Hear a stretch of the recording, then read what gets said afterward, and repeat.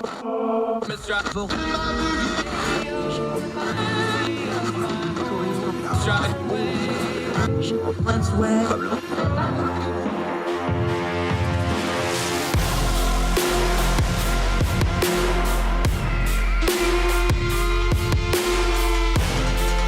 your host, Andrew Donaldson. This is Heard Tell. Hi, it's Twice on Sunday show. I'm Andrew Donaldson. Thank you so much for joining us on this recapping of all the things that happened in the week that was on Heard Tell. We had 5 wonderful guests. You're going to get them all day today on this very special edition of Heard Tell Twice on Sunday. Enjoy.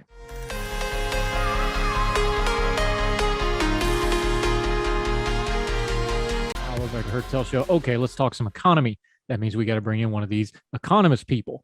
And this is the one we have on quite a bit. Our buddy Jericho Hill has returned. He works for one of those 4-letter, not 3-letter government organizations. That's because all the other 4-letter words were taken, so they go to acronyms. Jericho Hill, how are you, my friend? Just recovering from a cold and feeling pretty good now. I see you got the killer bees on your shirt there. That would be great if our government actually did budgets, but it would be. But you know, we haven't done budgets for several decades now, and we probably won't do budgets for several decades. It's more about your personal budget is what I'm advocating. You need to update that for the current parlance and back that budget up. Maybe would be a good shirt. So, that might be a retro shirt, but okay. All right. We've got, once again, we have what looks on the surface to be conflicting economic information. We're in this really weird thing where we have a growing economy coming out of the pandemic, but all the indicators that we usually use say things are awful, but at the same time, things aren't really awful to people other than gas prices and inflation and things like this. The GDP number did the same thing. Everybody thinks it's terrible and everybody thinks it's no big deal. Is it one, the other, or somewhere in the middle? So look, you have 2 hands as an economist, so there's always on one hand and on the other. So let me demystify this GDP. So first off, what happened? GDP shrank by 1.4% at an annualized rate. Now, again, that's taking the quarter's growth or not growth and putting that out for a whole calendar year, right? And expectations were that it was going to be, it was going to grow at a slow rate. So the fact that it was negative, right, it was kind of a big miss. And so everyone's trying to figure out what exactly happened here. So look, it's a bad number, right? The slowing economy. The first thing that I want to say about this, though, is if you're a non-economist, one fact I want you to have is Q1 of any year is historically the lowest growth quarter. That is without fail. I can go back 3 decades, and it's just a pattern that holds up. So even, there's probably reasons why Q1 is always weaker compared to say Q4 typically, right? Part of that might be because of companies in normal years buying up inventory in Q4 for the Christmas shopping season, and them not buying inventory in Q1 because they have a bunch of crap they got to get rid of. Okay, so we actually see this in the data. We see that inventory was not filled up like it had been. In fact, inventory contributed to almost a full percentage point. So you could back it out, and basically GDP growth would have been about a negative 0.5 instead of negative 1.4 annualized if we didn't have this inventory thing. So that's the first thing that I want to get out of the way is Q1's pretty much always bad for the year. It's almost always driven by inventory. And here again, it's driven by inventory. So that's one thing that I want to say. The second thing, that we see is one of the misses was people's consumption. We expected it to grow by 3.5%. It rose by 2.7%. So I think we can sort of now say, look, I told you that if we actually had the inventory thing sorted out, we'd be at negative 0.5. And then if consumption rose the way we thought it was going to, we would have been positive 0.2 or 0.3%. It was still a bad number, right? This is still bad. But, we can sort of get to figuring that out. One thing I want to say is there's a lot of articles that go into how net exports contributed to this. This is an accounting identity in econ. And so if you're blaming the bad GDP number on exports or net exports or imports, you don't understand basic math. So just ignore all takes that deal with that. So that's sort of like what's happened now. One of the things I think I've been consistent in criticizing the Biden administration about is not being explicit about the trade-off that they and their partners in Congress made when all these sort of COVID relief plans were enacted. The choice set that should have been clearly articulated to the American public that was not was, we're going to protect jobs and we're going to get unemployment down fast so that people go back to work, because we know that if people stay out of work a very long time, it is very, very bad, not just for the individual workers, but for families. People lose skills, the economy suffers, and the growth of the nation suffers in the long term. That is a bad outcome. So we're going to make the choice to put policies into place that are get people back to work far sooner than expected. And in fact, if you look at what economists were expecting for when employment would get back to sort of quote normal levels before COVID, we were expecting 2024. We're already blown past that in the first quarter of 2021, where we're actually down to 3.5% unemployment with our preferred method of calculating it. So that's great. That's a fantastic policy win. The cost was that prices would run hot. And I was, like many economists, expecting the price running hot to last for just a very short while. We were wrong about that. I was wrong about that. You need to own your mistakes. Prices are going to run hot for a little bit longer. We are seeing positive signs that we hit the peak of the price increases in the last 2 or 3 months. We're seeing a lot more signs that we're going to start to see deceleration of price growth going into this year. Probably not enough to help the Dems.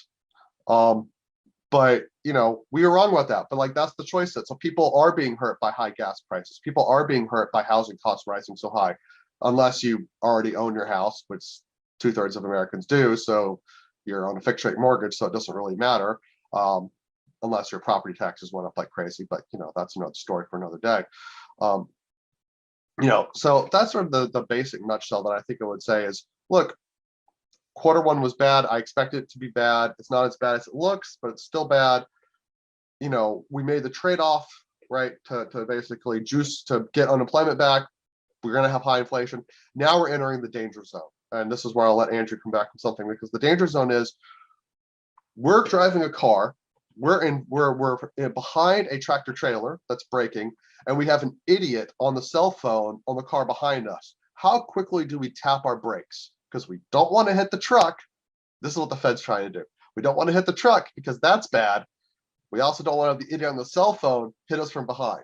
So the Fed's trying to slow down the price growth, pull the economy back a little bit without losing the employment gains that we've had. And this is a very delicate tightrope that's going to sort of be a dance for the next couple of months. Historically speaking, the Fed's kind of struggled at this. Yeah, and the thing we really don't want to do is get rear-ended up underneath the truck and get the worst of both. Let me ask you this. Exactly. Since we're talking prices, let's talk supply side for just a second. I was sitting behind a train yesterday. I was watching all those containers go by, the double stacked on the train. We talked a lot about supply side stuff. We talked about a supply side inflationary curve back during the pandemic. We're moved on from that a little bit. What's the data saying about that? Is that lingering into what's going on now, or did it wash out and now we're dealing with more of the oncoming traffic, as you said, as opposed to the rear ending part? So we still have supply chain issues that are still driving up some of these challenges. We can still see that the price of a lumber is exceedingly elevated. And we know the price of some stuff coming from Asia is still elevated, and we still have backlogs. So, the data that we're seeing is showing that those effects are mediating. They're getting less bad over time, but they're not coming down as fast as we would hope. And this is part of the problem, and as we would want. And part of it is because this isn't, COVID was an international event.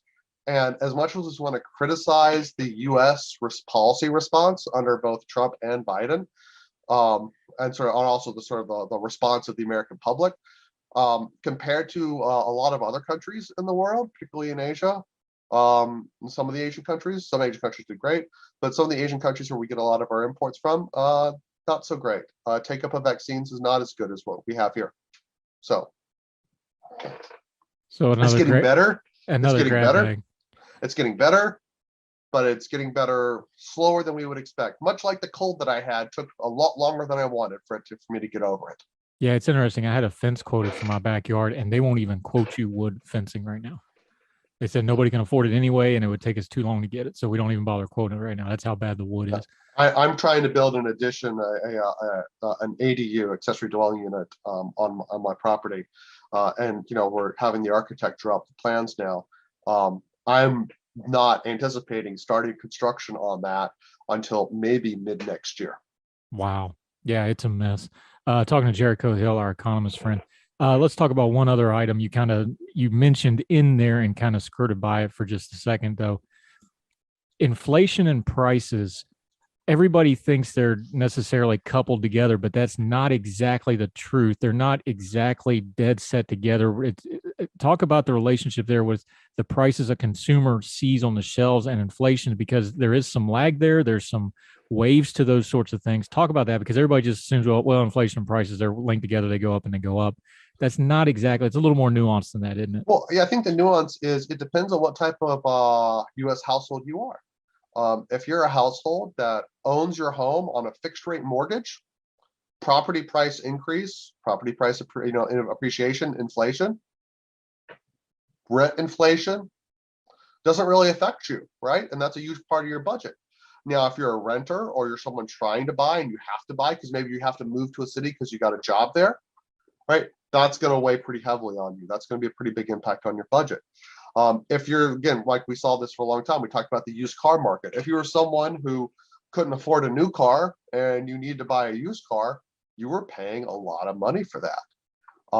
If you're someone whose household consumes lots of energy, maybe you have a lot of little rugrats running around, you're subject to a lot more inflation than, say, a childless couple, or a single person living at home, or just a couple with one kid. So these price changes affect people differently. It also depends on where you shop. Like, certain retailers are going to see higher price increases than others because of how they source their supply chains. So if you shop at Costco, maybe it's when you're in that demographic, you're not so affected. And I think that's sort of where we might lose track as policymakers up here in DC, is we're in a particular kind of bubble. Most of us are homeowners. Most of us do buy from Costco. Most of us are fairly insulated from a lot of the costs that a lot of Americans outside of these big cities are dealing with. And we have to sort of keep that in mind. And I understand, why there's some angst there and why there's desire to bring that back down. Again, the trade-off was, did you want to be working, right, and have a job and not be out of work, or do we want to face these high prices? I would take the higher prices as a choice every day over leaving people long-term unemployed. And I think that destroys families far more than, what I hope is, maybe another year of dealing with price changes that are coming down but still elevated, and maybe we get back to normal next year, right? Yeah. If that's the choice that I'm happy with the temporary pain there. Yeah, Jericho Hill, our economist friend, breaking this down so even I can understand it. We're going to take a quick break. We come back on Hartel. We'll get into more of this economic stuff. We'll get into the politics of it. It is an election year. I'm going to ask him a little bit of rapid fire, see what an economist thinks about some of the campaign lingo that we're going to be hearing over the next couple months. Jericho Hill on Hartel right after.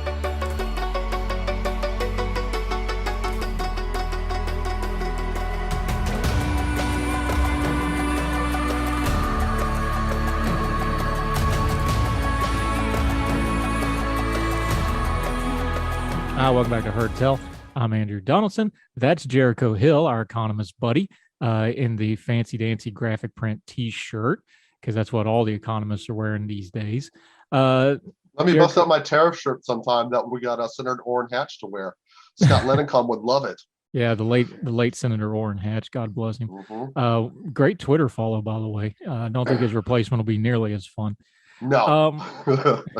Let's talk economy for just a second. This is an election year, so I want to ask you a couple of things. Since you're the economist and I'm not, I'm going to throw you some of the buzzwords we're going to hear because let's be honest, this is the 8th or ninth most important election of my lifetime, to be followed by the 10th most important election of the lifetime next week. We hear the exact same. I agree with you on that. I am with you 100%. Yeah, we hear the same economic terminology every election. So I'm just going to ask you how they land with you when you hear them on a campaign ad. You're there in Northern Virginia, so I'm sure your airwaves are all campaign commercials right now. It's pretty brutal where I'm at. So let's hit a couple of these real quick. But just be glad you're not in Georgia. Our friend Jason Downey just had him on the program talking about it, and he said, there is nothing but campaign ads right now. I was just talking to a radio buddy. He was like, yeah, I hate it. He's like, all my commercials on the radio station, but it's paying the bills. We paid the whole quarter off in one ad buy. Thank you, Club for Growth. Anyway, let's hit some of these items. Okay, when you hear a campaign talk about lower taxes, how does that hit your economic ears? Because a congressman, a senator, even a governor, they don't really have a whole lot of say over tax policy, but each and every one of them always campaign on tax policy. How does it hit your economic ears when you hear that on a commercial? They can campaign on what their state and locality can control, which is typically sales tax or property tax, right? Some states have income taxes, but not very many. I would say we're dealing with inflation right now. So sort of the last thing we need to really do is to do a tax decrease, which will put more money back into the economy at a time we're trying to take money out of the economy and slow price growth. I get it. I get wanting to have lower taxes for folks, especially folks that might be hurting, but right, that could backfire. That could send inflation up. But then again, maybe these governors don't care about that because the inflation is Biden's problem. It's not the governor's problem. Yeah. Speaking of inflation, every election I've ever had, it is Reaganomics, the Clinton economy, the Bush economy, the Bush recession, the Obama recession. You see where I'm going with this. It's always like this, the Trump tax Biden cuts, inflation. Whatever. So now we're going to deal with the Biden economy, the Biden inflation. When you hear that terminology, because we hear it every election year, whoever's in the chair, they get blamed for the economy. How does that hit your economic ears? A lot of what we're dealing with were things outside of our control in the country because we were dealing with a worldwide pandemic. So it's somewhat unfair to pin it all on Biden's policies, but it's also fair to pin a bit of it on him.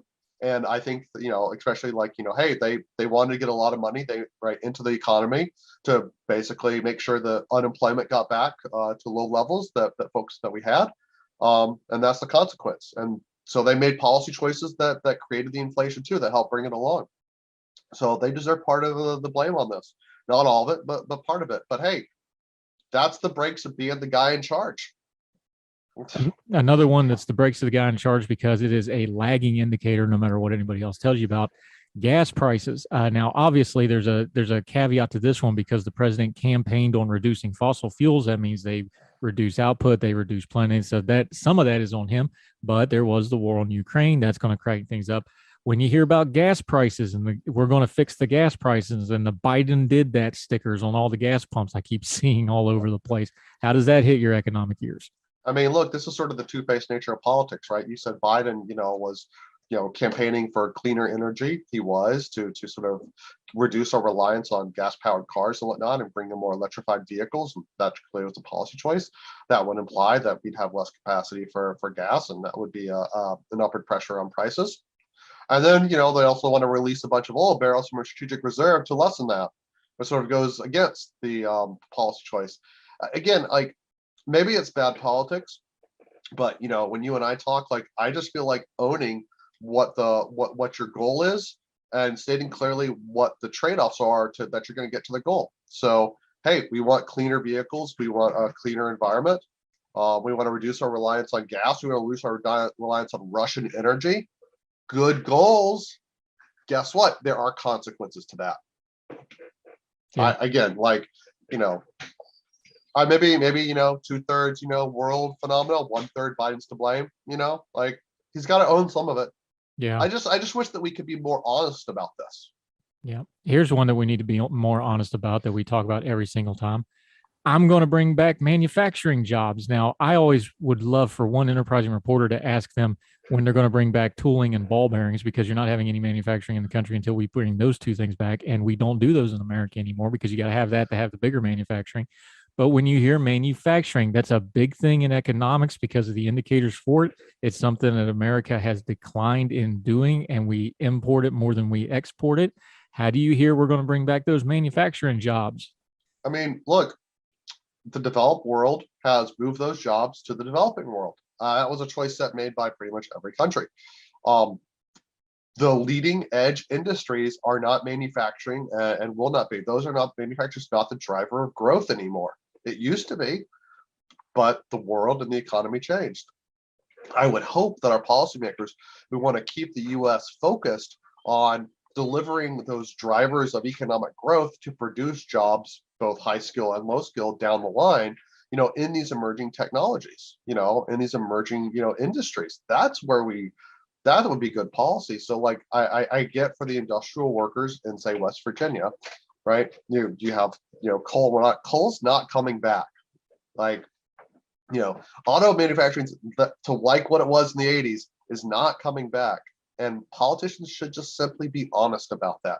And we should work to sort of think about, how do we shift our job training? How do we shift our educational system to produce workers that'll thrive in that new economy? And thinking 10, 20 years down the road. Look, 20 years ago, I was working. I mean, you had your guests from the Board of Education. I was a student member of the Board of Regents of the state of Georgia. I was pushing for policies that would increase funding for our community colleges and small local colleges in Georgia, because their infrastructure, what they had available in the classrooms for students to learn, was just paltry. And that's where a lot of our, sort of skilled jobs, not necessarily college educated, but skilled trade jobs, and whatnot, where folks would go to get their associate's degree or their training or their tradesmanship, and we weren't funding that, and we should. So yeah, let's think about what the world's going to look like in 10, 20 years, what these emerging technologies are, and figure out how to get those companies here, how to create them. Let's do what we should do. Let's waive the visa requirements for all the smart people from Russia, to get them to leave that country and come over here to the land of opportunity. Let's open up that can to everybody. And let's just bring the bright people over here. Let's bring the energetic and industrial people over and have them start companies, right? Immigrants start companies at rates far higher here in the US than native born folks do. And those are the folks that we want to have, because they're going to create the jobs of the future. Yeah, it's another topic for another day, something we're working on for a future episode. But that labor gap, it's almost identical to the drop in immigration over the last 2 years. Isn't it funny how that works out? Anyway, we'll talk about that in a future episode. 1 billion Americans, it unites both left pundits and right pundits. Yeah, let's open that can of worms another day, shall we?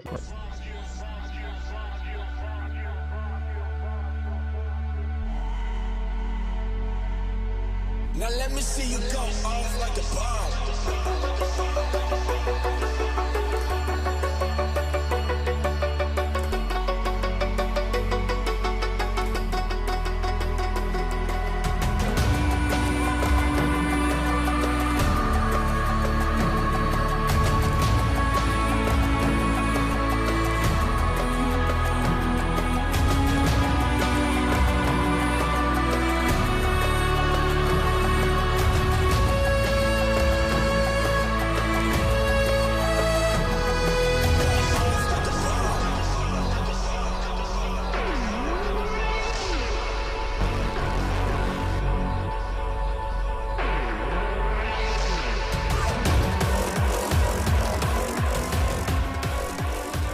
Welcome back to Her Tell. Okay, one of our favorites. She is the senior editor for ordinary-times.com. She is an attorney. She is a lot of things in the writing community, and people on Twitter mostly like her. Our friend Carpenter is joining us once again. How are you, ma'am? I'm well, Andrew. Thank you for having me. How are the HIPAA wars? It's a very angry HIPAA. Got to be careful. For those of you not paying attention, since she is a lawyer and does healthcare related things, HIPAA is one of her, I don't know what you want to call it, things of the moment she pays high attention to. So if you mess it up on Twitter, you're likely to get a tweet about it. But today we're going to talk a little lawyer ease. You are a lawyer, one of them law splainer type people. What do you make of the ABA talking about getting rid of the LSAT? Now, we've heard this in the news a lot lately. There was some debate, I thought, pretty unfairly during the Supreme Court nominations about LSAT scores. You wrote a piece at Ordinary Times that pretty much dispelled that. However, if we're going to get rid of something, we have to discuss what its actual use is. So let's just start there with the nomenclature. What is the LSAT? What's it supposed to be? And what is it being used as that folks want it reformed? The LSAT is the law school admissions test. And just to be clear, what the ABA is doing is they are not, quote, getting rid of the LSAT. The LSAT's still existing. What it is the rule that the ABA used to have for accredited law schools was that they were required to require an entrance exam, an LSAT or other. Some used GREs, but what they have done is they've said that they are no longer requiring accredited law schools to require an entrance exam at all. They still can. And I suspect a lot of schools probably will continue to do so for a variety of reasons. But the LSAT is a standardized test, like the GRE or the MCAT, which is the medical school equivalent. And it is an aptitude test that's designed, whether it does it accurately or well, can't speak to that, but it is designed to determine whether or not a person's reasoning skills, their logic skills, whether they actually have a good chance of success in law school based on how they think, how they solve problems, their comprehension, things like that. So it's not a test about what do you know about the law. You don't know, you theoretically know nothing about the law before you have actually gone to law school. So there are no legal questions on the LSAT. So that's what it is, and the intention of it is as a metric to help law schools accept students who they believe have a chance of success. We went over this when we did the Supreme Court nomination hearings for soon-to-be Justice Jackson here shortly. Just to tee it up, though, for the trivia buffs out there, how many law questions are on the LSAT? 0. There are no legal questions on the LSAT. You are not presupposed to have any legal knowledge before you sit for that exam. You have not been to law school yet. They don't expect you to know the law. So just for the people that will never have the great pleasure of taking an LSAT, I'm not one of them because I actually took the thing just on a lark just to see how I do on it. This isn't like a normal test. This isn't just fill in bubble fields. This isn't, flashcards. Explain to people what is actually going on this test, because a lot of folks, maybe they haven't done logic problems and things like this. Just kind of giving a little bit of an explainer of what the test is actually like to take. It's been a couple of decades since I took it, so I don't recall every section. I know, there are, like any other standardized test, where you have to read a passage and answer questions about it. And but my favorite part is, as you mentioned, the logic puzzles, and those are the ones where you have a list of statements such as, there are 5 people at a party and the person in red is sitting next to Mary. Mary's not sitting next to the person in green. The person in green is eating chicken, and, things like that. And based on the information you're giving, you are supposed to figure out where is everybody sitting, what color are they wearing, and what are they eating. It sounds funny or confusing, and a lot of people really hate those puzzles. I love them. I have an app on my phone where I do them for fun. So that's one of the sections. And then again, I think the rest is mostly reading comprehension and the ability to write clearly. Yeah, well, that explains a few things about your personality. We were wondering about that you do those things for fun. Carpenter, lawyer, joining us, senior writer at ordinary-times.com.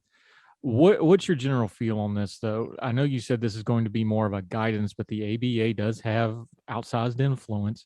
I know you don't think they're going to get rid of it totally, but what is your feel that the reaction at the academic level, at the law school level, is going to be for this? Well, I think that, like I said, I don't think that a lot of law schools are going to be eager to dump it, to get rid of it altogether. I actually did very well on the LSAT, and it's a good thing that I did, because I admit that my undergraduate grades, they were not particularly impressive. I graduated, I made it through, but they weren't top of my class or anything. But however, as I said, I did very well in this LSAT, and I applied to 4 law schools. I was accepted to 4 law schools. 3 of them were out of state. So, and I mentioned that just because it's difficult to get into an out-of-state law school in general. And so I can tell you that from my experience, they look at the LSAT score very closely, especially if you do very well. In fact, one of the schools that I applied to actually solicited me to apply. It was Rutgers at the Camden campus in New Jersey, sent me a packet asking me to apply, waived the application fee, because they were actually trying to prove or trying to show a correlation between LSAT scores and law school success being stronger than academic achievement, or your grades from undergrad. Unfortunately, the money they were offering me was not enough to make me want to live in Camden, New Jersey for 3 years, and so I didn't go. But so I think there are schools that believe it to be a better indicator than just a GPA of one's ability to succeed in law school. And for me, I think that was important because, not that I couldn't have done better in college, but I commuted for a lot of my time there at WVU. I drove back and forth. I worked full time. My grades weren't as good as they could have been. Now, if I'd had all the time in the world to study, then I may have done better. But I wasn't in a position to do that. So the LSAT, I think, gave me a leg up to make up for some of that time I couldn't put into my undergraduate schooling. For others, I know standardized testing is a negative. They don't necessarily test well, and it can be unfair to them if they are judged just on the LSAT more than their grades. So I think the adoption of a hybrid approach is maybe a good idea for law schools to look into. I think there should be there needs to be some weeding of law school applicants, and not everyone gets accepted. There is one school that was known for basically accepting anyone who applied, and it was not an accredited school. Don't know if it is now. It wasn't for a very long time, I know. And what they did was they would basically let in anybody who applied and was willing to pay their very exorbitant annual tuition. And then after the first year, they would basically kick out half the class for poor academic performance or for not doing as well as they should. In the meantime, they pocketed their money and left them with the debt. So I think there is something to be said for trying to figure out who is going to do well in law school. And I think, and that's why this test measures how your ability to answer questions in a certain way or to think logically, because they think that those are the skills necessary for law school success. Since you brought it up, and it's been 2 decades since you did the law school process, it sounds like this has been an ongoing issue, because if schools like Rutgers was trying to do their numbers and their data on this all the way back then, this sounds like a problem that's just kind of always been ongoing, and this is just the latest chapter in it. Is that an accurate way of portraying this? I think so. Yeah, sounds accurate. Great. Talking to M. Carpenter, our good friend and legal eagle. Let's take the other side of this. The argument, you just briefly touched on it, is that if schools got rid of the LSAT, it would increase gatekeeping. It would not allow students, like you said, to get in that otherwise might not have certain connections. Do you think that's a valid criticism, and do you think that's an ongoing problem, or a problem that could get worse? I do think that's an ongoing problem, and the problem that could get worse. I think that there is a lot of gatekeeping. And yeah, your ability to focus only on your schoolwork and your academics is a luxury that people with certain backgrounds don't have. I was somebody who went to college with some small loans and a couple of small scholarships and a whole lot of Pell Grant. My expected family contribution was 0. Because my parents made very little money, so they weren't expected to foot the bill for any of that. So, I had my tuition paid, my room and board for my first year when I lived in the dorm, and then a little bit of extra money to live on, but that's not enough. So I worked most of through college, especially toward the end of my undergrad years where I worked full time. And there was just a lot of real life going on. So I didn't have as much time to study. I couldn't spend all evening in the library or all weekend in the library or studying because I had to work. So I think that did affect my grades, my grade point average, some other things that happened in my personal life at the time that impacted my ability to really focus.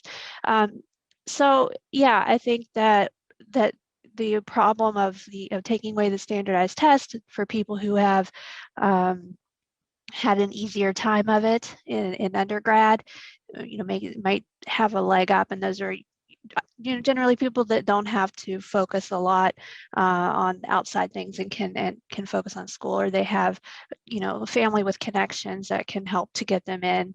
On the flip side, I do understand that testing is sometimes biased in certain ways to certain life experiences, that there are people who just simply do not test well, that it's not fair for them, and I do understand that. So that's why, again, some hybrid of the two, or some flexibility in admissions is the important thing. Talking to our friend M. Carpenter. When we get back, we're going to talk a little bit more about that actual law school experience. We're going to lead that into the student loan debate that's going on. Why law school is so expensive? Is that one of those prohibitive gatekeeping things we've been talking about it? And a little bit more about the LSAT. Our talk with our lawyer friend, senior editor at ordinary-times.com, and Carpenter continues on her tell right after this.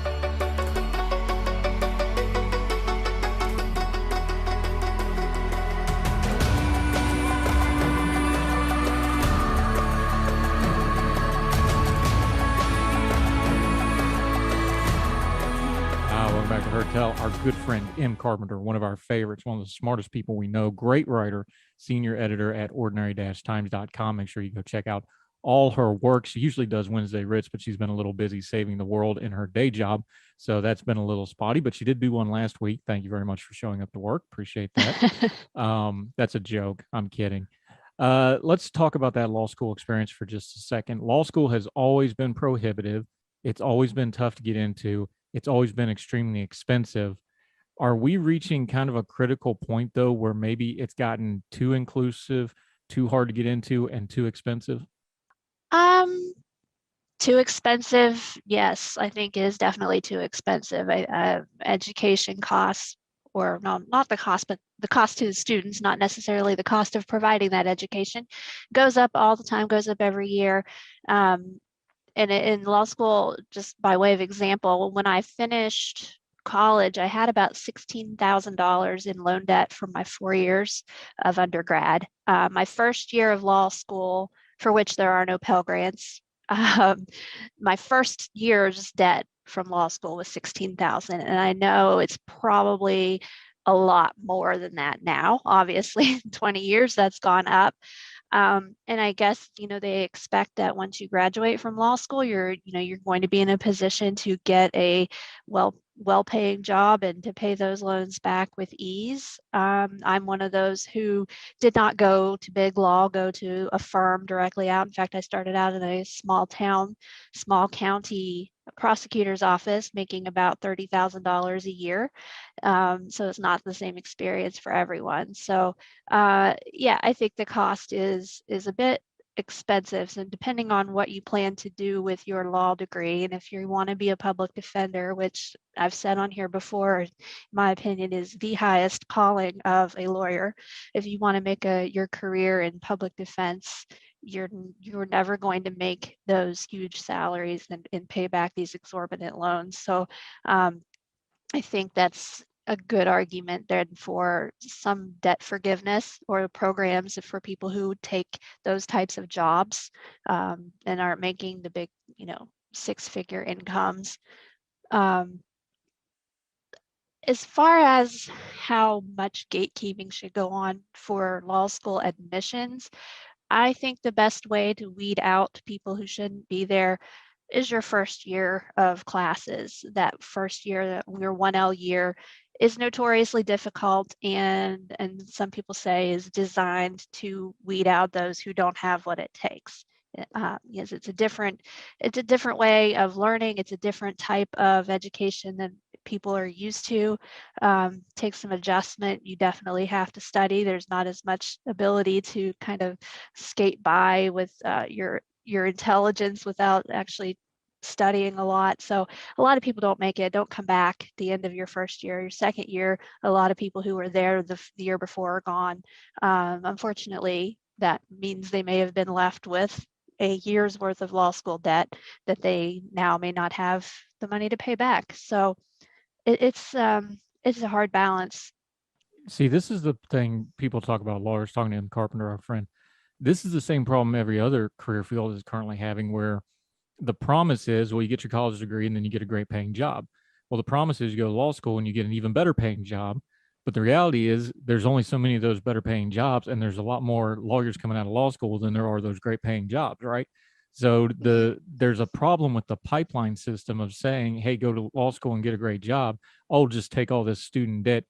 Law school, it seems like the law school, if anything, it may be even more predatory with the lending than with just the regular college stuff that we're seeing, isn't it? I think so. Yeah, and I don't think attention is paid to those who are not going to come out of the out of law school with a huge job. There's there's a lot of deferments, and there's income-based repayment options, and a lot of ways in which your loan payments can be adjusted, but they all have their downfalls. The lower your payment, the longer you're going to be paying, and the more interest you're going to be paying. So there's a lot of considerations there. A lot of lawyers, when they hear people talk about they want to go to law school, you always hear, oh, don't do it, and they'll try to talk you out of it and say, do something else. I would never do that. I love being a lawyer. I love going to law school. I think it is a noble profession. I don't care what you say, Andrew. I'm glad you do it, so I can lean on you and I don't have to do it. So yes, I'll agree with you. You make a lot of lawyer jokes at my expense. That's why I say that. But I think it's a good profession. It's a noble profession. Everyone hates lawyers until they need one, and they actually get help from one. So I think it's I don't want to dissuade people from going to law school. I don't want to encourage people to take on $200,000 worth of debt for their legal education. I certainly did not. And I know a lot of people want to go to the top tier law schools, so help them get that high paying job, and it might work out for them. But you can go to a school, a perfectly good law school like I did, WVU. It's not Harvard, it's not Yale, but I'm doing just fine. And I know, I have classmates who went on to firms and are doing very well. So I think that, you don't have to go into six-figure or double six-figure debt to get a law degree. You can do it. You just, adjust your expectations, adjust your standards. You can do well and not incur that much debt. Everybody thinks that you're going to, every lawyer has $250,000 worth of debt. That's not the case, certainly not the case for me, and probably not the norm.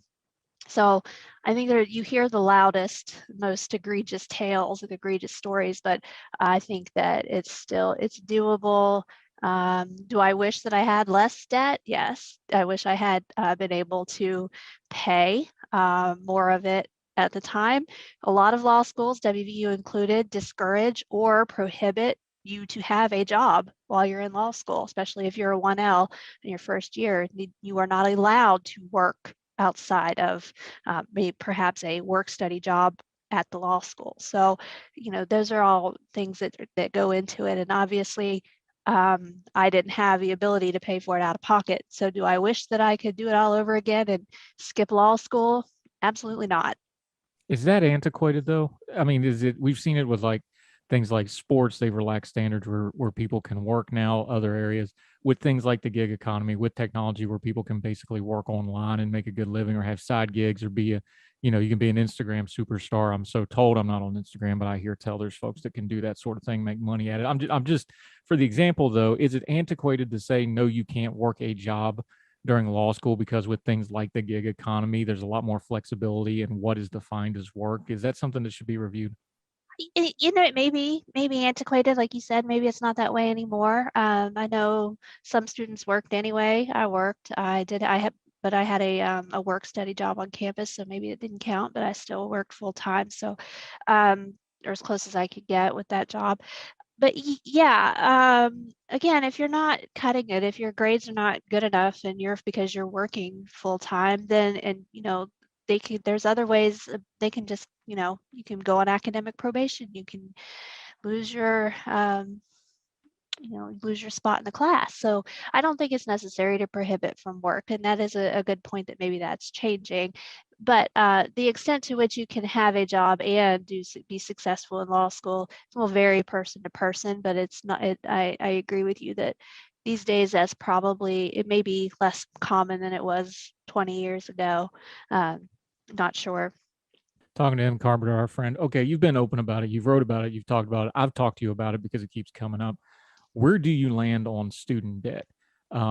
Big push now. There's more talk that President Biden might do some kind of a forgiveness or a forbearance on student loan debt. You have been very open that there was no way you could have gone to college, let alone law school, without student debt.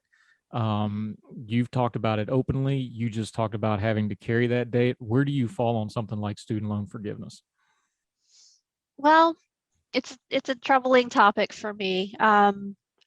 On the one hand, yes, I experienced the burden of my debt, especially earlier in my career when I wasn't making as much money. But I never, regretted it. I still believed that, we were raised, and I think most kids these days are still raised, and I'm guilty of sort of pushing my children that way as well. We were raised to believe that a college education is necessary, that it's a goal that you should want to achieve if you're going to have success. And I may be old fashioned. I still believe that. Yes, I know there are trades that make a lot of money, and that would be fine with me as well. But I still am very encouraging of my children that their plan should be to go to college. And a lot of us grew up with that. And so straight out of high school in May and into college in August, there's not much a break in between. And I think if I had taken a break to, get a job instead and try to save money, I don't know that I ever would have actually gone back, or at least maybe later in life I would have. I don't know if I'd taken a year off or 2 years off at that stage of life, if I would have actually ended up going to college. So, but now I have these student loan bills I'm still paying every month. And do I need debt forgiveness? Me personally, no, I can pay my bills. Right now I have the money, I have enough income to pay the bills, but I'm lucky and I understand that. What I do think is that if there was some forgiveness, means testing, I think is important, would be an important part of that. I don't think everybody needs it. I understand the argument that we end up with a lot of middle and upper class people benefiting, and the people who didn't go to college or didn't get degrees where they're making a lot of money, that they end up shouldering that burden. So I'm sympathetic to that. And I don't like the argument when I hear it of, I paid my loans, why didn't you? Or why shouldn't you? There's a lot of things where things get better in the future than they were for past generations. And I don't like the it's not fair argument so much. Yeah, I think overall a means tested arrangement would be something I would support. An interest, when somebody's been paying for 20 years and they've paid off more than they borrowed and they still owe more than they've paid off, something is wrong with that system. My loans are not like that, but those are I find to be quite insidious. And I think that those loans are signed for and agreed to by 18, 20-year-old kids who've been told their entire lives that they have no choice. They've really got to go to college if they want to be a success, and they think they're doing the right thing. And then now you have people pointing their fingers at them and telling them they're bums and they just want handouts. And how dare you complain that you can't afford a car or a house because you have $200,000 in debt and you've been paying it for 15 years. So there's things that can be done, I think, on short of full out forgiveness that I would support. M. Carpenter, wonderful conversation. Always enjoyed talking to you. You do wonderful work as our senior editor at ordinary-times.com. I promise you folks, we could not do it without her. Let folks know where they can find your writing and your social media, and they can all follow you, which I should do since I was, I think, one of your first Twitter followers, and I think you were one of my first ones. So tell everybody how they can join our merry band of misfits. Sure, you can find me on Twitter at WVEsquires. And you, of course, can find me on Ordinary Times, where sometimes I write long form, sometimes I do my writs on Wednesdays. Sometimes I'm in the comments section. Sometimes I'm busy. But yeah, please, if you can follow me on Twitter, that'd be great. It's ridiculous that Andrew has double the followers that I do. So help me to correct that. I say the world is as it is, but we'll have to leave it there and disagree on that. You are marvelous and wonderful. Thank you so much. Our friend M. Carpenter, ladies and gentlemen. We'll talk to you again soon, ma'am. Thank you for the time today. Thank you, Andrew. Thank you.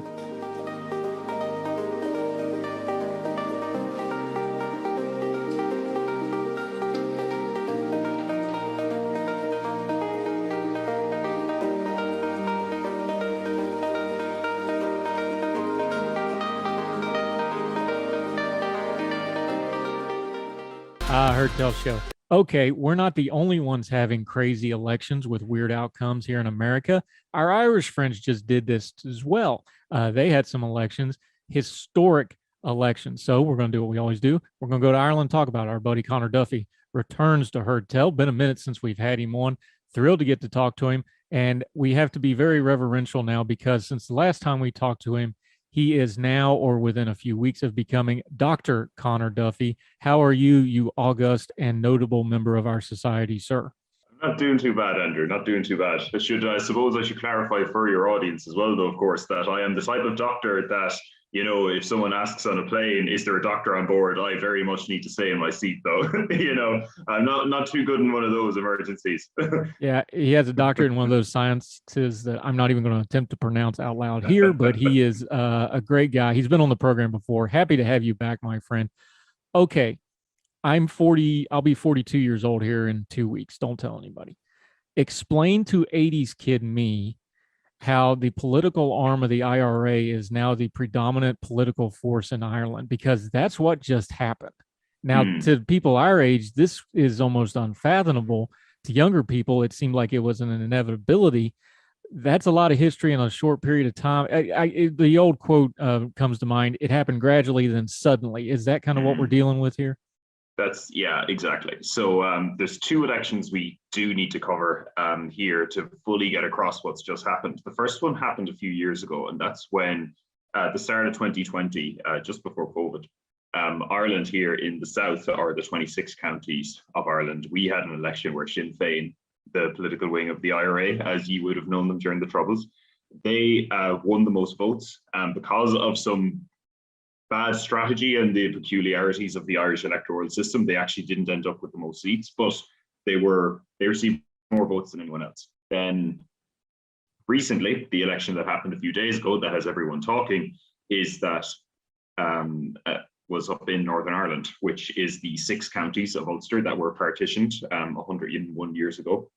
And there was an election and Sinn Féin again won the most votes, but now they also have the most seats in the Northern Ireland Assembly, which is the devolved government of Northern Ireland, similar to how Scotland and Wales have their own individual governments as well as Westminster in the UK. That's what the Northern Ireland Assembly is in Northern Ireland.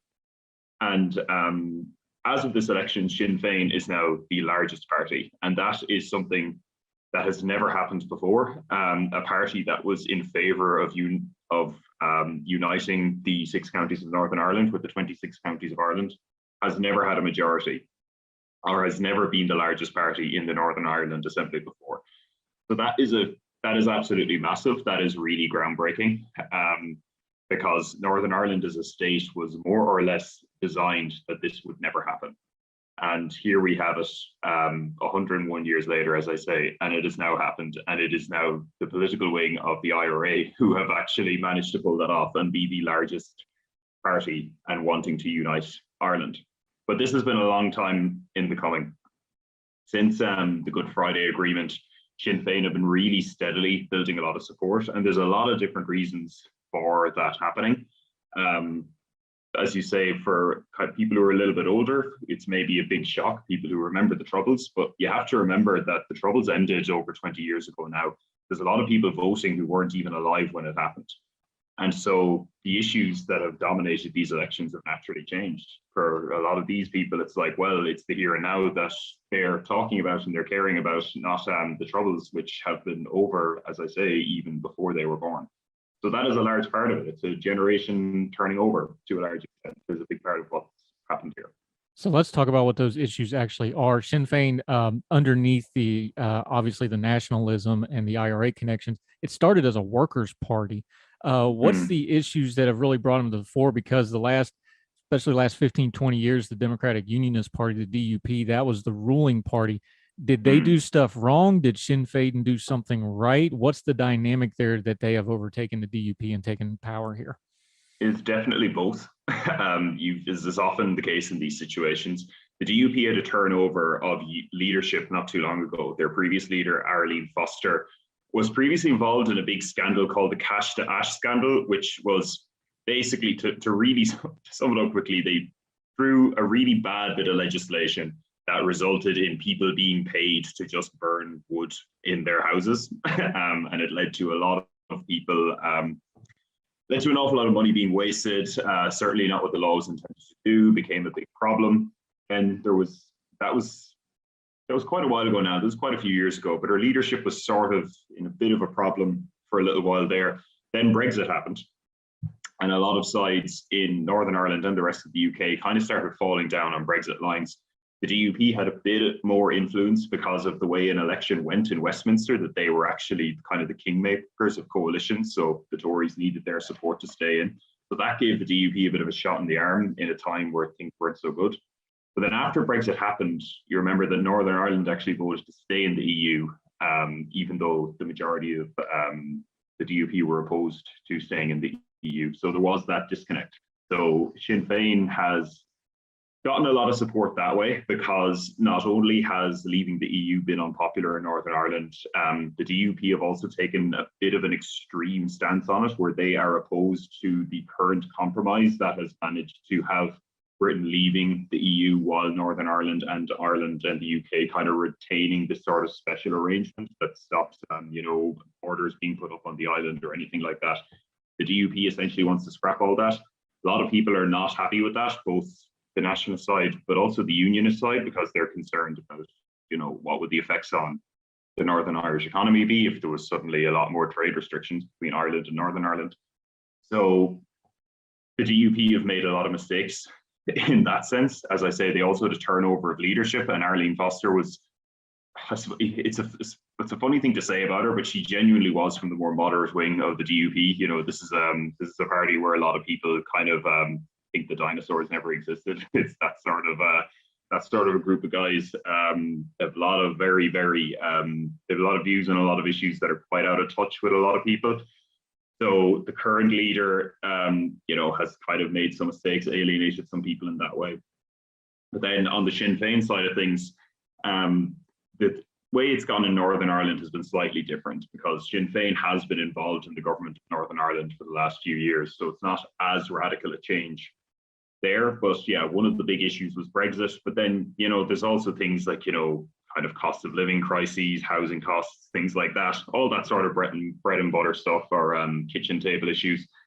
That's a very big part of it too. That's more true in the 26 counties of the Republic of Ireland. That's a big part of how Sinn Féin has done well there. But like in Northern Ireland, that is absolutely playing into it as well. And Sinn Féin are seen as being very much opposed to the government of the UK, the Conservative Party, which has been in power for quite some time. So, there's sort of a bit of an opposition vote that's happening there as well. Yeah, talking to our buddy Conor Duffy over in Ireland. We talk about changes in leadership. We got to talk about the generational change. And really, I don't know that you could overstate the passing of the torch here. The current leader of Sinn Féin, Mary Lou McDonald, she replaced Gerry Adams. And Gerry Adams is very familiar to the American audience. He was the guy in the suit with the beard who did a lot of fundraising in the 80s and 90s. Part of that was because he was banned from being on any media in the UK. We'll talk about that in a little bit.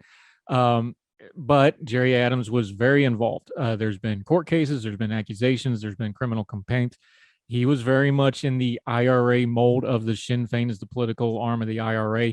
Mary Lou McDonald, the last 2018, is it too much to say kind of the clean political new version of Sinn Féin you were talking about? This really does seem like that's a line of demarcation of when this really changed, isn't it? Yeah, it really is, because it wasn't just Gerry Adams. There was also Martin McGuinness was the leader of Sinn Féin up in Northern Ireland, and he's no longer in charge now. He has actually died. But before he passed, there was also a change to Michelle O'Neill, who was the current leader of Sinn Féin up in Northern Ireland. Again, someone who was not involved in the Troubles in any way. So, well, I don't know if that's true, but I'm sure that's certainly what's going out at the moment anyway. So Mary McDonald, Michelle O'Neill, certainly not, they're not faces from the Troubles, not involved, as I said. There was some other, say, politicians who were in Sinn Féin who have also since retired, who were from the Troubles generation. All of the faces from Sinn Féin that you see in the news here in Ireland these days, they're all fresh faces. They're people who are not involved in the IRA, who are not involved in the period of time when the Troubles were going on in Northern Ireland. And they are really trying to present themselves as, this is a party that is, materially different from the one that was the political wing of the IRA back in the 80s. They are still as committed to a united Ireland as they have ever been, but they have shifted, and it is, the IRA used to describe their tactics as an Armalite in one hand and the ballot box in the other. The version of Sinn Féin we have now is committed to the ballot box for how it is going to achieve things. And this has been a long process of them trying to convince more and more people that they have in fact made this change. And a big part of how a lot of people are buying that is, as you say, passing of the torch. Gerry Adams is gone, Martin McGuinness is gone. The people who are there in charge now, they're talking about other issues. They're not talking about, trying to violently end the occupation of Northern Ireland. They're talking about, issues of housing and healthcare and, coming to a united Ireland by a vote rather than some sort of military victory over the British. So that sort of shift has been a very big part of how Sinn Féin have become much more acceptable to a lot more people on both sides of the border here in Ireland. Yeah, and just looking at their political platform, especially the most recent one that they did, it's a lot of boilerplate stuff, abolishing the VAT and fuel and energy goods, something on everybody's mind with the economy. Mm-hmm. Social and affordable home schemes that they're putting together. I'm using schemes there, by the way, in the version they use over yonder, where it's not a bad thing. That's just what they call these things. Talking about should they have an all Ireland health service based off the NHS model. This is just kind of boilerplate populist politics kind of stuff, for lack of a better term. This seems like it would get you a lot farther at the ballot box. And I think there's evidence now that says whatever they're doing, it's working. Oh, I agree completely, because that's why a lot of people are voting for them these days. They're voting for them because they feel, well, Sinn Féin represents my views on these array of issues more than the other parties do, or especially down here in the Republic of Ireland in the 26 counties. It's sort of like, these other parties have been in charge for a very long time. There are problems with housing is a big one here in Ireland, also problems with the health system and cost of living and stuff like that. And some people are like, well, maybe it's time for a change of guard. And Sinn Féin are the largest party that would potentially represent that change.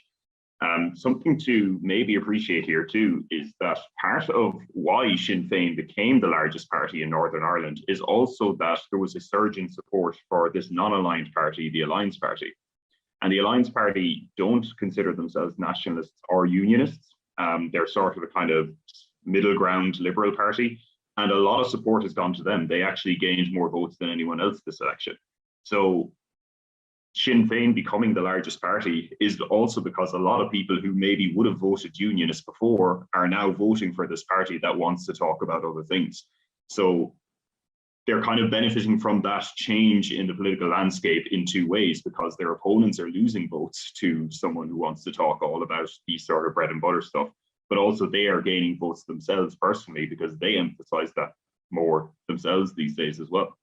Yeah, very interesting sea change going on. Our friend Conor Duffy over in Ireland, we're going to continue to talk to him right after the break. We're going to get a little bit more into Ireland. Northern Ireland is becoming a mess. We need to talk about it. It came up in the Queen's speech in Parliament down south. We'll talk about Northern Ireland, the future of Ireland. Is reunification now something more on the horizon? It's been talked about for 100-some years. Are they actually getting close to it? We'll talk about it with Conor Duffy when we return on Heard Tell right after this.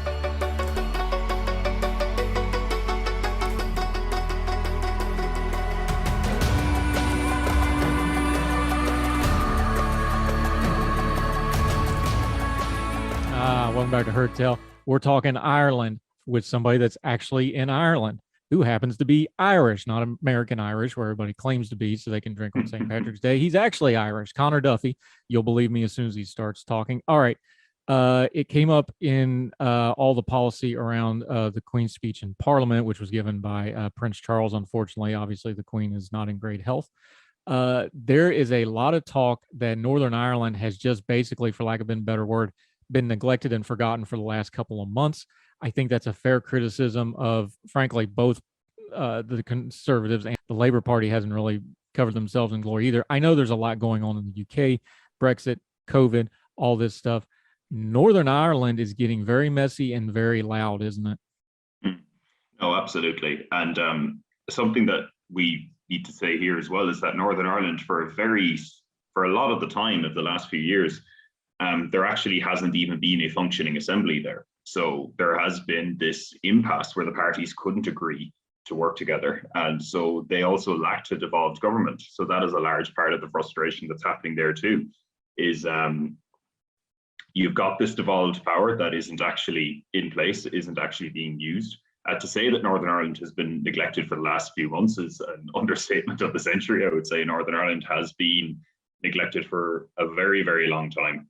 It has generally been something that I would say the UK political system, the political establishment in the UK have been happy to just sort of ignore since the Good Friday Agreement to a very large extent. And, you know, it was kind of when Brexit first happened, I would say that you had a lot of politicians in the UK, once this Northern Irish border became a problem, they were kind of just learning about what Northern Ireland was like for the first time. You know, it was a place that had sort of been left to neglect, as you say, for quite a long time. And so there are problems there. And that is again why people are going to start turning to parties that, you know, kind of are against who are against the prevailing people in power, against the system in general. And, you know, they want to have a change. And so, yeah, another factor in Sinn Féin's rise is that right there. The DUP, which we already talked about, has been the dominant party. Still probably a little bit more powerful in Northern Ireland than larger Ireland now with the Sinn Féin stuff. They have vowed to block the formation of Northern Ireland's power sharing executive. Since this is kind of unique to Northern Ireland because of all the dynamics we talked to, for an American audience that isn't used to things like that, what does that actually mean, and how are they holding this up, and what's the effect of that? Because we already said we've had gridlock here for the last couple months badly, but really for the last few years in various iterations. What does stopping the power sharing executive mean?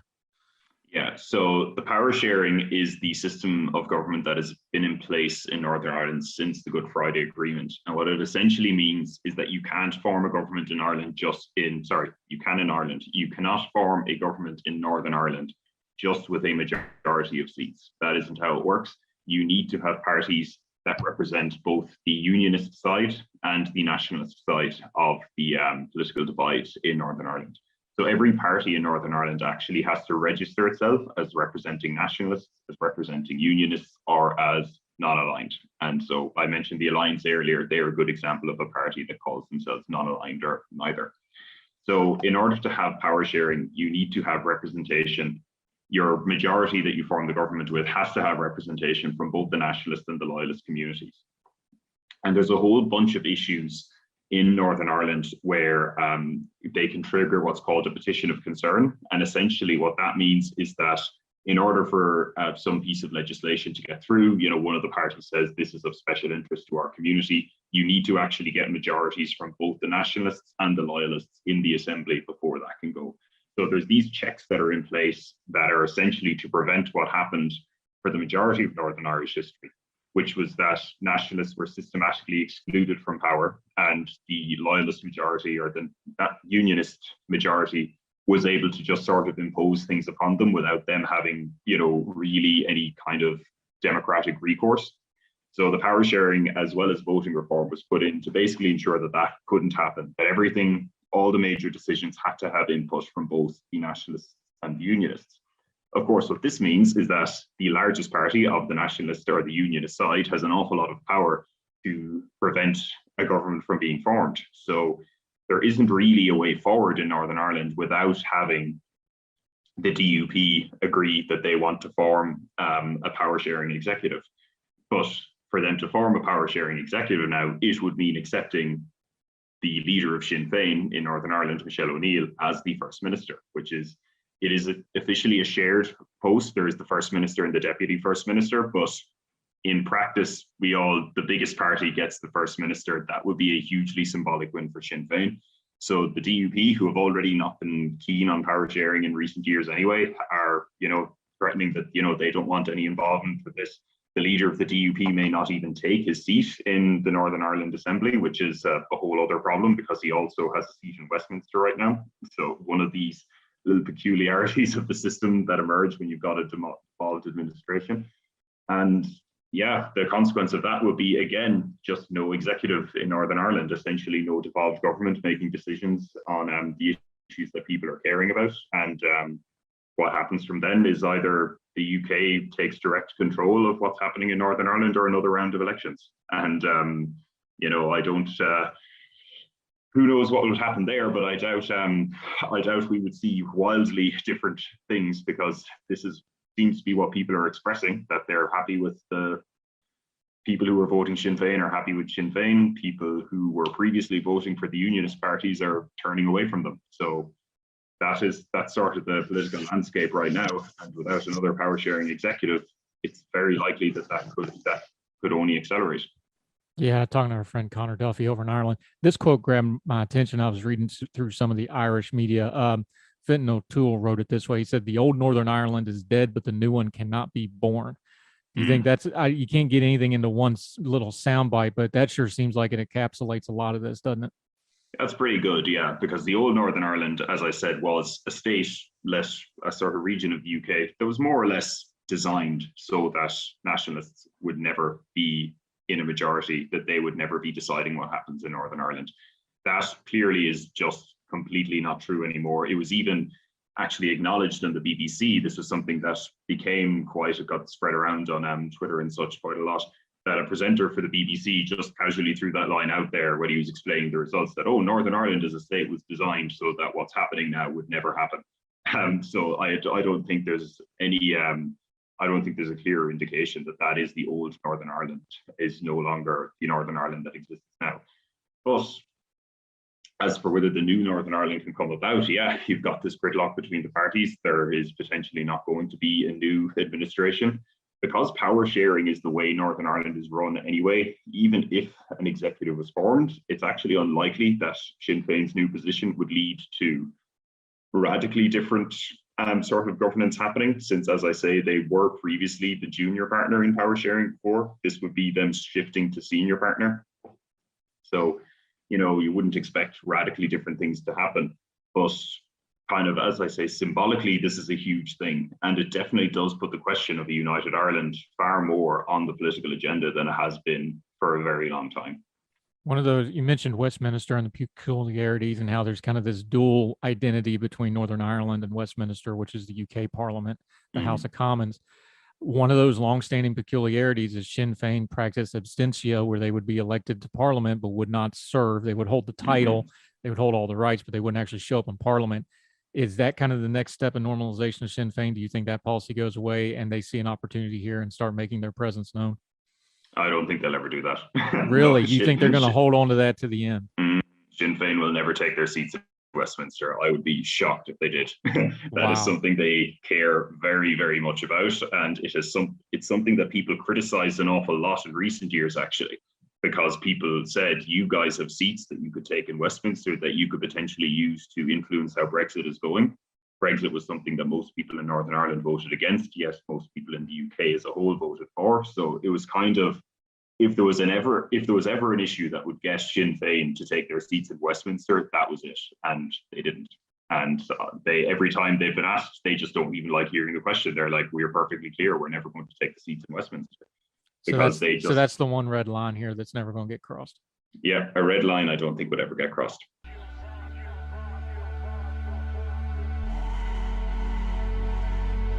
Now let me see you go off like a bomb.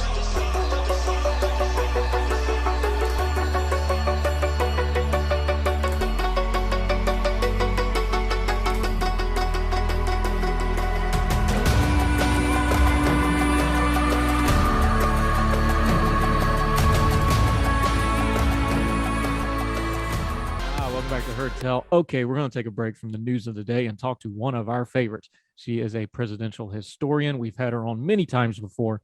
She does these wonderful threads and pieces on presidential history, and we've got a good one here. Little racy, might need a little bit parental discretion, Tipper Gore and you folks like that. The love lives of the presidents. Sarah Stook, our friend from over in the UK. How are you, ma'am? I'm very good. Thank you for having me on again. It's always very fun to do. Fantastic. I told her if she came back on, I would dress up because she's big into fashion. And then she busts out a t-shirt and pearls. That wasn't really fair, but that's okay. We will deal with it. She writes for the Mallard over yonder. She writes for Elections Daily here. And we love talking to her. Okay.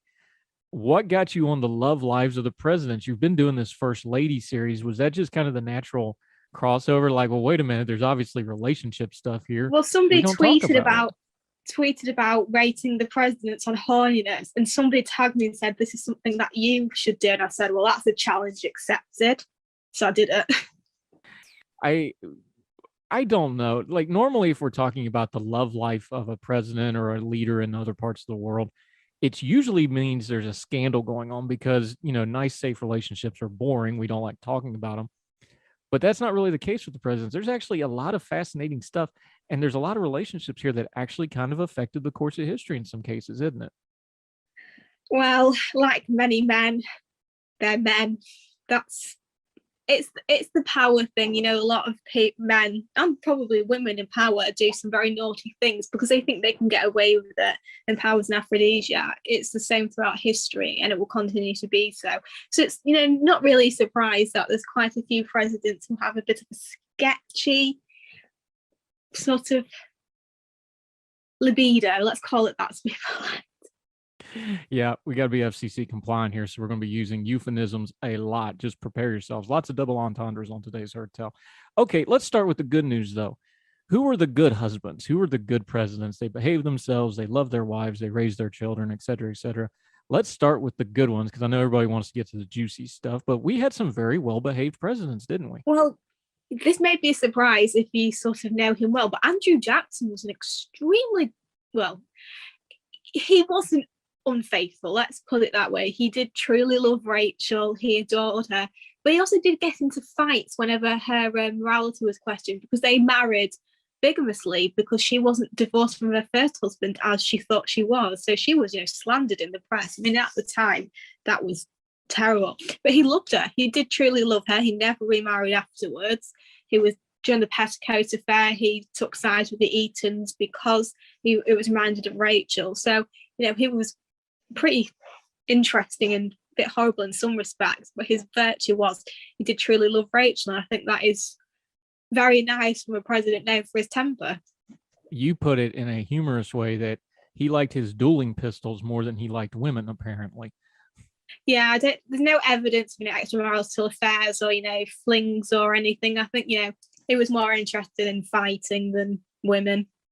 All right, let's talk about our first president, George Washington, because kind of interesting for those times. He had, of course, Martha is famous, they really had.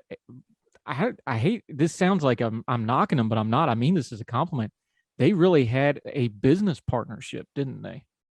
I mean, back in those days, in the late 1700s, you didn't really marry for love. It was a bonus, you know. You would, especially among the upper classes. I mean, in Britain and continental Europe, you know, you would still had the arranged marriages, which weren't really as much of a thing in America. But you know, it was a business partnership. She was a widow. She needed someone to help raise her remaining children. He needed a leg up, and she was absolutely loaded. So they thought, okay, this is a good marriage. It wasn't a passionate relationship, and they probably weren't in love, but they loved each other. She was a very good wife. She wasn't some pampered plantation wife. She got her hands dirty. They were both, you know, very good together, and I think she was a fantastic first lady in that respect. When he was out during the Revolutionary War, she would come out with him, help with the soldiers. She was sort of the perfect wife. He wouldn't have gone for some pampered, sort of more of a housewifey kind of thing. I think he wanted somebody who would be in the trenches with him. And that's what he got with Martha. And I think that was a very perfect match for them. All right. Very controversial president when it comes to his personal relationships. I don't want to rehash the whole thing because we all kind of know where it goes. But Jefferson, we know the Sally Hastings stuff. We know his wife died. But there is background on that about his wife died and promises made there, isn't there? Well, she had very poor relationships with her stepmother. She had quite a few because her mother died when she was quite young. And she said never remarry. And Thomas Jefferson said, sure. Obviously, he sort of got around that by raping his underage slave, who was his wife's half sister. But, you know, he didn't remarry, but still, it's not exactly, you know, scandalous in this sense of extramarital affairs. It's more, you know, very extremely morally questionable. Yeah, you almost need a flow chart for that one, don't you, where it all gets entangled. Yeah. Unbelievable. Okay, among kind of let's say the founding fathers, the early presidents, the first 5 or 6 presidents we had, who else had a notable relationship either with their wife or with somebody that wasn't their wife that maybe they shouldn't have been having? You know, sort of up until, apart from Jefferson, up until like Jackson, they were very, you know, very faithful men. John Adams, Abigail Adams had a nice famous loving relationship. When he was in France, he was told he should have a mistress, and he said, "Now I've got Abigail," which is, you know, very sweet. And they had a very long marriage over 50 years, very much in love, very intellectually matched. Madison had Dolly. This again was a business arrangement because she was a poor widow and he needed a wife. But again, they cared for each other, and she was a brilliant hostess. James Monroe and Elizabeth Cartwright, another one. John and Louisa Adams. So yeah, they were pretty morally upright, faithful to the wives, sort of no rumours of affairs or raping slaves. So tick, tick, tick all around there. Talking to Sarah Stook, our presidential historian friend over in the UK. Okay, here's one because he is universally known as one of the worst presidents we've ever had. Very good chance he may have had the worst love life of any president we ever had. James Buchanan. Well, common historical census today believes he might have been at least bisexual or homosexual. We will probably never know because that kind of thing was illegal at the time. So he's not going to shout about it, is he? But some historians say he wasn't interested in romances. He was engaged. She did kill herself. And it's very murky as the reasons why she did that. But he didn't really seem to have a lot of interest in sex. He could have been perhaps asexual. He even wrote, "If I ever marry, she'll have to understand I'm not an affectionate person." So that's pretty interesting that he had no interest in marriage and love. He even told his niece, Harriet, who was his hostess, don't marry quickly. And she waited until she was 36, which at the time was very, very late, especially since she got a lot of proposals for being very young and pretty. And his contemporary, Franklin Pierce, he doesn't get talked about in print. By the way, it's no accident that we had a couple of our worst presidents leading up to the Civil War. Those two things go together. Franklin Pierce is so interesting. People never talk about him. He is ranked usually as one of the most handsome presidents, but this guy's life, his personal life, not just his presidency, just tragedy on tragedy on tragedy. He's really an interesting case, isn't he?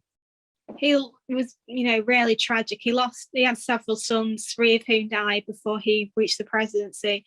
On the way to the inauguration, there was an accident on the train, and his son was basically beheaded before their eyes, the last remaining child, Benny. Jane Pierce was already very sort of mentally unstable as it was, and this sort of pushed her over the edge, which you could imagine it would do to anybody.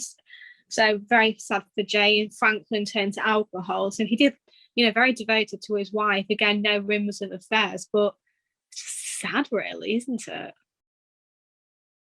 You think about, can you imagine the press of something today, like the president-elect's child getting killed on the way to the inauguration? That'd be the biggest story of the century.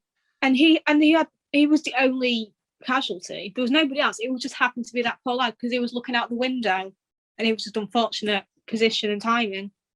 Jeez, terrible. Sarah Stook with us. Okay, this gets us to the guy that had to clean up the mess of all those bad presidents. He also had a pretty sloppy, ugly, very contentious personal life. We know Abraham Lincoln as one of the great men in history. We know him as one of our greatest presidents, if not the greatest. I have him as the greatest. A lot of other people do too. How was his love life? He was a tall man. He was a very athletic man in his youth. He had a reputation for winning fights and wrestling contests. Big strapping lad, not great looking. What was his reputation as a man of love?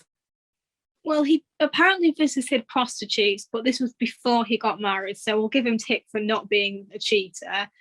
So, but again, obviously prostitution, very questionable morality among what people think. But so you can sort of add that as the interesting column.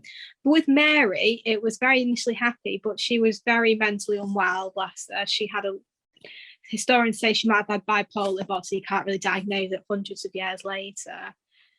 She mentally and physically, it's believed she did abuse him. Maybe it was because of her mental illness, but she wasn't well. They suffered a lot of tragedy to the point where he said, I'll put you in a mental institution if you don't shape up a bit. So while they did love each other and it was initially very happy, the relationship was very fraught. She had family fighting in the Confederacy. She nearly died in a carriage accident that was meant for him. So his personal life, especially during the Civil War, was a mess. You can't believe that somebody could go through all that and still sort of make out relatively okay until he got shot, of course. It's amazing with Lincoln because it wasn't just the country was falling apart. His personal life was falling apart at the same time, and he still managed to come through all that. It's one of the reasons that makes him great is all those personal issues. All right, the man that is always in history going to be attached with Lincoln to the hip, Ulysses S. Grant. We talked about this when we talked about the first ladies a little bit, but I think it's worth bringing up again. Grant had a reputation of being an alcoholic during the Civil War. Lincoln famously quoted, find out what he drinks. I'll send it to all my other generals. At least he fights. But other historians, I know Shelby Foote wrote about this especially, he only drank when his wife wasn't around. So if he's only drinking when his wife ain't around, obviously he must love his wife. And even though it's kind of a twisted, unhealthy way, how was that relationship? Well, they had family problems in that their respective families didn't like their choice of spouse. He was from a deeply religious abolitionist household. They were wealthy slaveholders. Her father didn't have a problem with Ulysses as a person, but he just thought, don't think you're going to have a good life plus your family. But, there's no evidence they were ever particularly unhappy. Also, they were apart a lot due to his work, which unfortunately comes with the territory of military, especially when you're in a time where you can't really get into contact too easily. But there's no indication they were ever particularly unhappy. They seemed okay. And like I said, he didn't drink when his wife was around. Maybe it's because she told him off, or maybe because he just missed her. We'll sort of never know. But pretty stable, pretty good relationship. She was a pretty cool woman. So yeah, no problems there. Yeah, quite the socialite after the White House, too, had a lot of connections. Talking to Sarah Stook, we're going to take a quick break. When we come back, we're going to move into the modern era a little bit. Excuse me. When we come back, we'll move into the modern era a little bit. We'll do some quick hit stuff. Who was the most handsome presidents? Who's the ones with the best love life? Who were the downright creeps? We've had a couple of them. A couple of our modern presidents, too, have some interesting history to them. Sarah Stook, our presidential historian friend, continues with us on her tell right after this.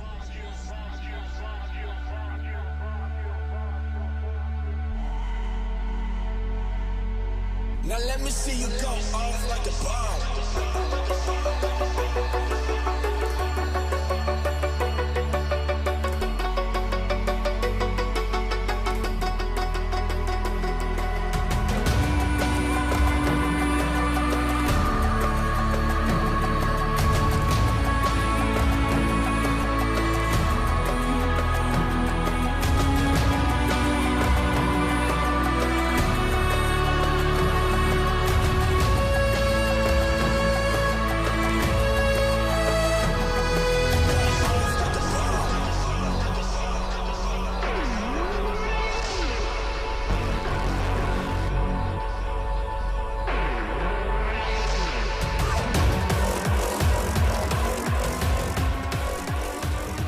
Welcome back to Heard Tell. Sarah Stook again joining us. Okay, we've talked about the good, the bad, and the ugly of some of our earlier presidents. We've had some downright creeps. Creeps the only word for it. What was some of the ones that really stuck out to you of just like, egads, this person probably should have went to prison? Well, Grover Cleveland's apparent love child was apparently conceived via rape. Obviously, it's never been proven. This was on the word of the woman who bore the child, though there was never any concrete evidence that it was his child.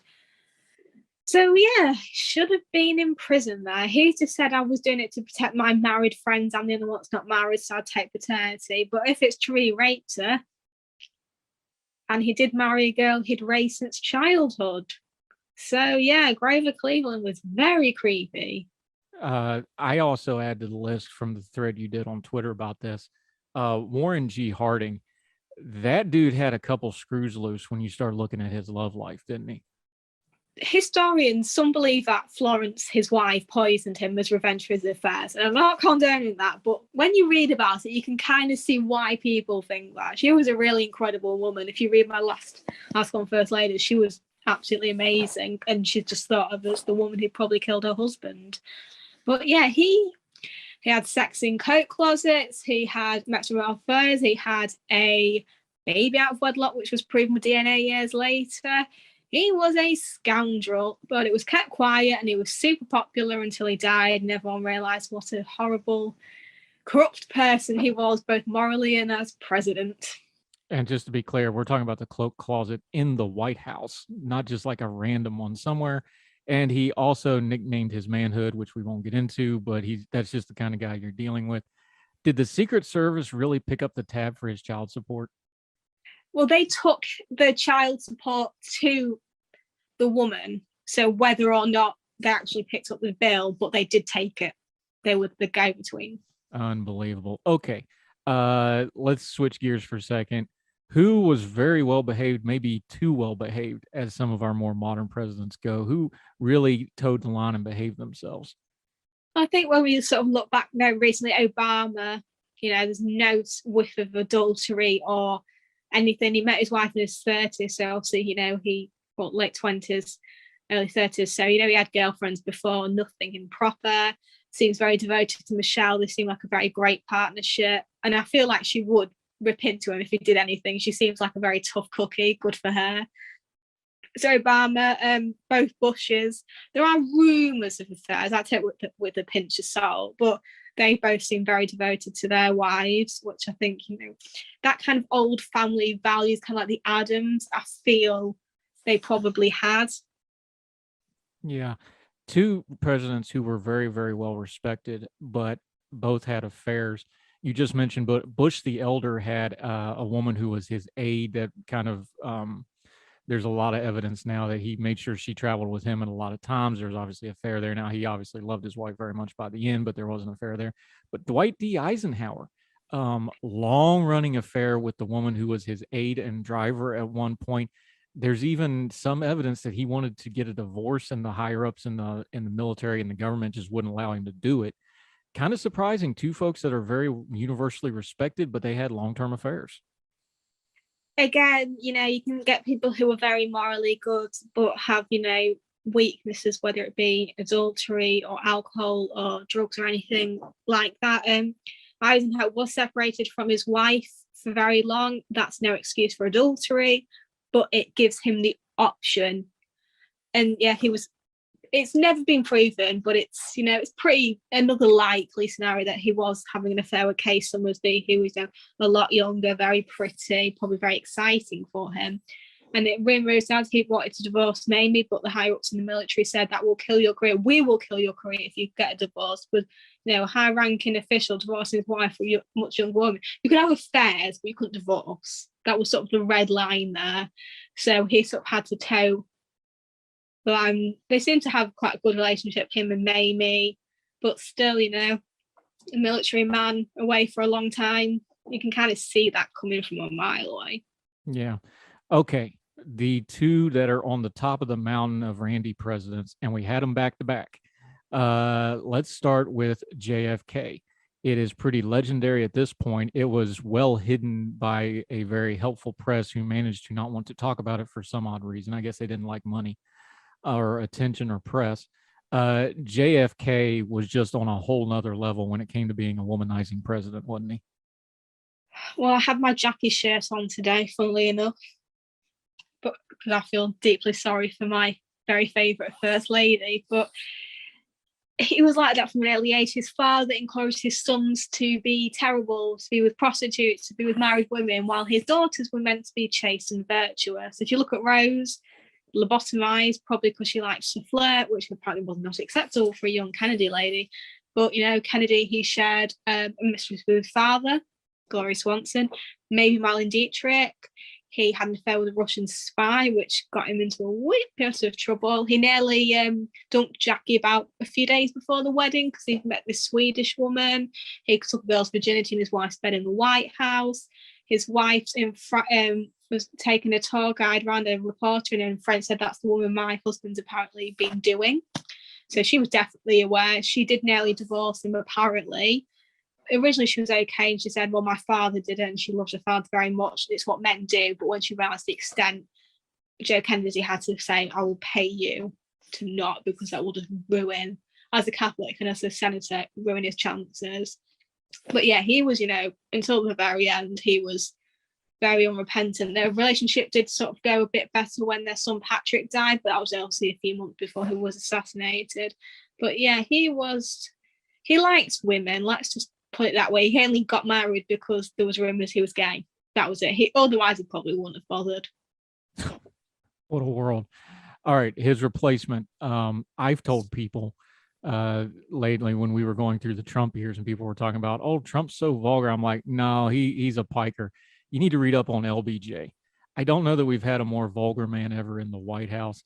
He was very proud about it. He was not subtle about it. He was loud. He was in charge. And he had a love life to match it, didn't he? Well, he nicknamed his appendage Jumbo, which was apparently deserved. Let's look that we say, the better. He had a long affair with another senator, with his secretary. His wife probably knew. He did love his wife, but he was pretty emotionally cruel to her, calling her fat and ugly, even though she bankrolled his campaign. So grateful there. But yeah, he had no qualms about nudity, about telling people when he was on the toilet, yeah, I'm ringing you from the toilet.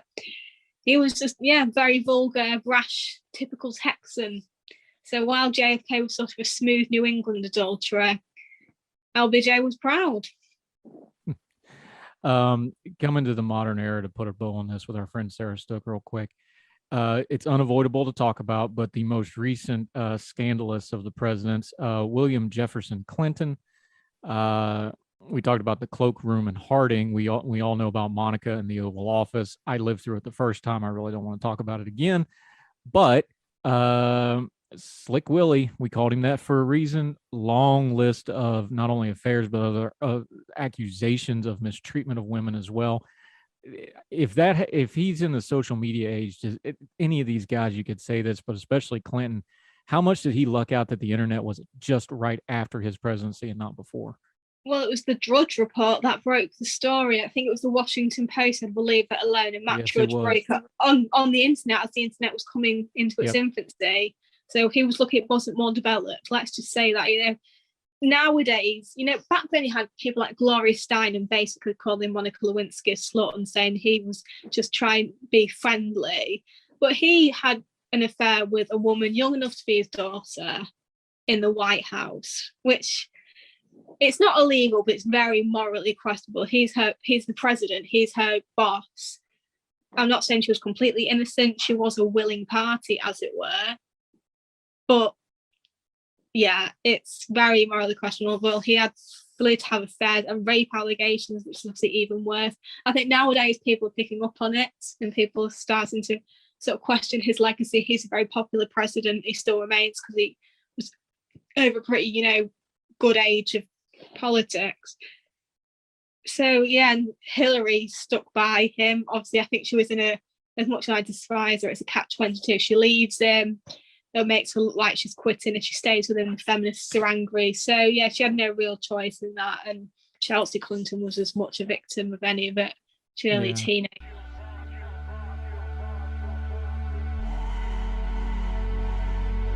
Now let me see you go off like a bomb.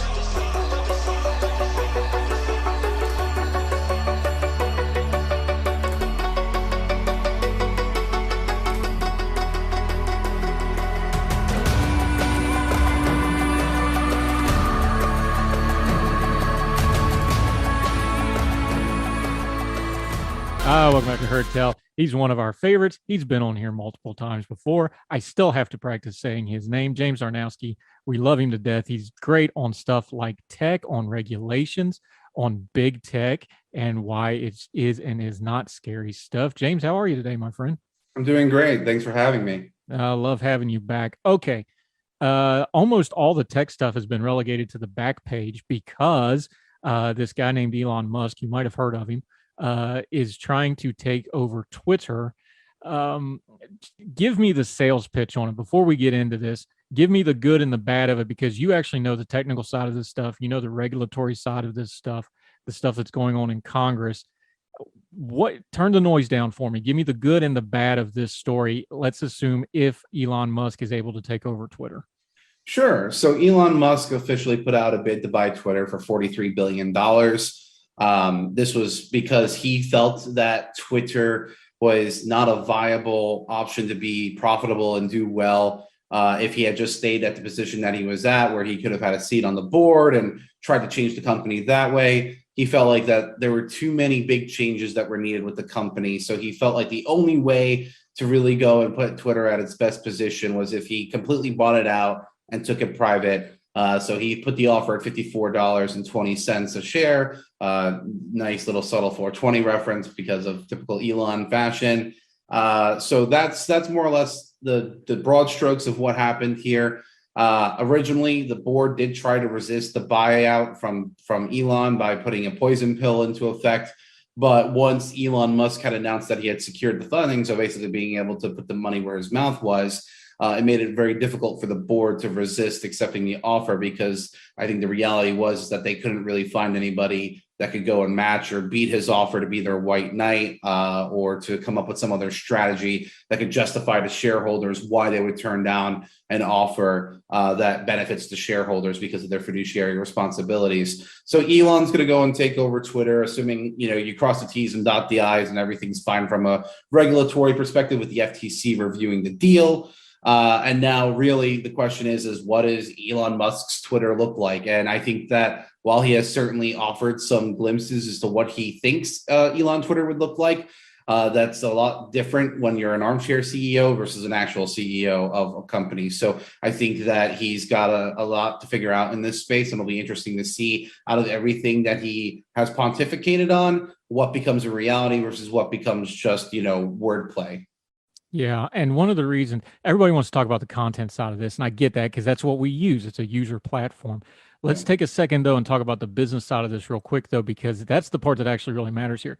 One of the reasons the board felt they had to take this offer is because this is an insane amount of money for the platform when you look at its actual value. Now, this is all stock. This is all projected. We understand how those things work. But the thing about Twitter is, unlike Facebook, unlike Facebook and Instagram and WhatsApp and other platforms like that, Twitter doesn't make a lot of money.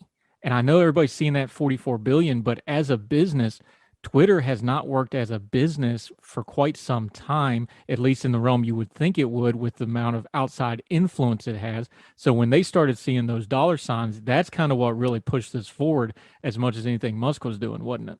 Yeah, I think that's one of the underappreciated factors of the story. And that's something that I certainly harped on in numerous media interviews that I've done on the subject, is that Twitter was not, and you can only afford to be what you can afford to be, right? Twitter could not afford to be a company that was extolling the virtues that it was when the company did not have healthy profit margins. It was having inconsistent revenue.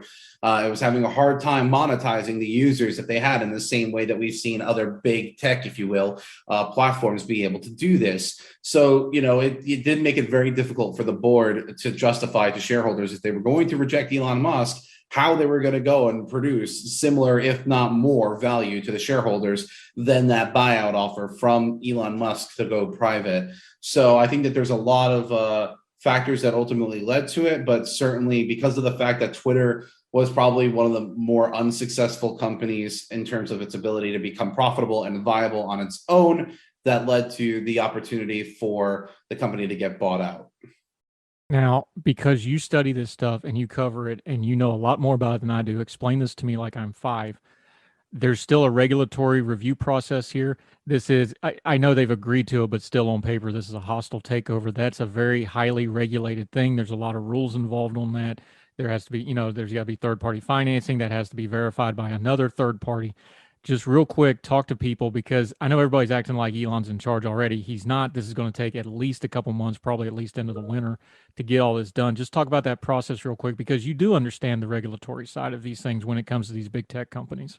Yeah, so I think that I think that the hostile takeover portion actually got removed when Elon changed his offer a little bit to account for some things. So I don't think it's technically considered a hostile takeover anymore. It's just a proper buyout, offer that was accepted by the company.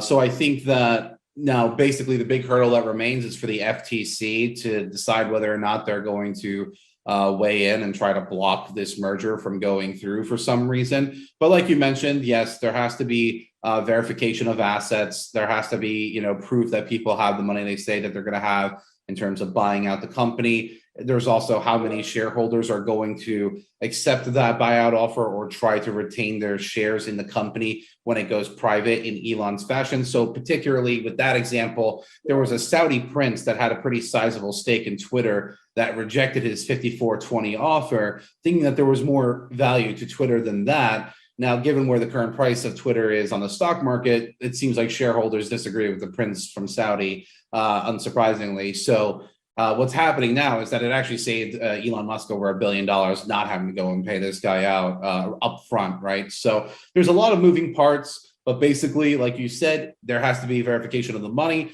The FTC has to decide whether or not they're going to try to block this from happening on antitrust grounds, potentially, which the Open Markets Institute sent a letter to Chairwoman Khan, to go and say that there is justification for preventing this merger underneath the guise of old rules that govern this space. I'm not entirely sure whether that bid will be successful or whether or not Chairwoman Khan will actually step in to try to prevent this from occurring. But assuming that all that goes through, like you said, it's not like Elon Musk is in charge of Twitter right this second. This is literally going to take multiple months for all of it to get ironed out if it's successfully acquired, which is why whenever Elon's tweeting about what he would do in Elon Twitter, it's always if the sale is approved, right? So we have to get to that point and then we can go and talk about it. But the funny thing, like you mentioned, is that people are treating it like Elon is owning Twitter right now. The placebo effect of it has been quite humorous to look at, because you have conservatives saying, oh, we got more followers, we got more reach. You have liberals claiming that there's more hate speech and whatever. But the reality is that Twitter has been Twitter this whole time. And as a matter of fact, because of the fact that they're in this process of getting bought out, they can't really do anything to change the product drastically because of the fact that could impact their sale. Yeah, and we're gonna talk about that portion of it, how everybody's avatared Elon Musk all of a sudden. We'll get to that in a minute. Let's stick to the business side of this for just a second, though, because let me be the skeptic for a minute, because I do this. I've been accused of being skeptical from time to time by you and other folks. Not too long ago, 2018, Musk got himself in trouble on Twitter because he talked about taking Tesla private. And that cost him a nice $20 million fine. Tesla had to pay a $20 million fine. He had to step down as chairman of Tesla for at least 5 years. This is all the same people that are going to be doing some of the regulatory oversight of this deal. Normally in a deal, when you do this, everybody gets quiet until the deal's done. Now, I know Elon Musk is his own beast. I know he's a big celebrity. He's gone the other way. He's getting louder and louder and louder about all this. That's kind of a red flag to me of, are we actually going to get there? Now, I know I'm in the minority opinion here, but just play along for a second. He does little things like the 420 stock price.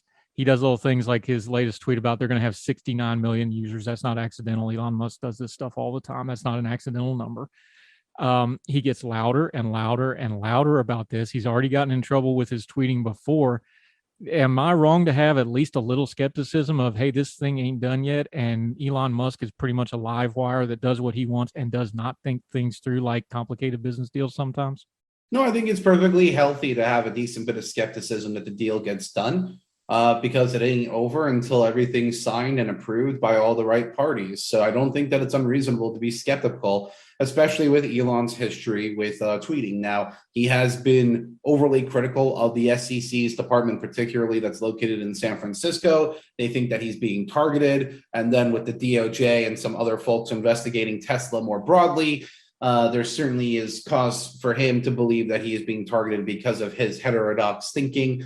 That is just his opinion on the matter. But I think that, again, when we're looking at Elon and his different tweets, it presents a unique problem because normally, like you said, these deals go through, everybody stays quiet, they just want to get it done and over with. But Elon's, putting his thoughts out there very openly, and it could cause different problems. But that being said, none of it technically violates the term sheet that they signed for him to purchase Twitter. He can talk about Twitter and like what he would like to do underneath Musk's Twitter, but he can't go and sit there and talk about the deal in any kind of negative light or anything like that, because then that would be violating the actual terms of the agreement that he signed with Twitter, and he'd pay like a $1 billion breakup fee for not following through with this transaction. So there's plenty of incentive for Elon to watch what he's saying if he genuinely does want this to go through. And also it is worth noting that it's not like he has to put up the $43 billion anymore, because originally it was just going to be him half all the way through trying to do it through Tesla stock, but now he has half of it done through banks, and he has other people that are electing to go and stay as shareholders in the new Musk Twitter. So there's lots of ways in which that he's mitigated some of the risk against himself. Yeah. Talking to our friend James Czerniawski, Young Voices contributor, really smart guy when it comes to this tech stuff. We're going to take a quick break. We come back on Heard Tell. We're going to continue to talk about Elon Musk. We're going to talk about the free speech aspect of this. We're going to get into the content of Twitter, something James has done a lot. James has done a lot of media on both sides of the spectrum. I'm going to ask him about how some of the reaction has gone, because he's got it from both ends in a couple different places. More with our buddy James on Heard Tell right after this.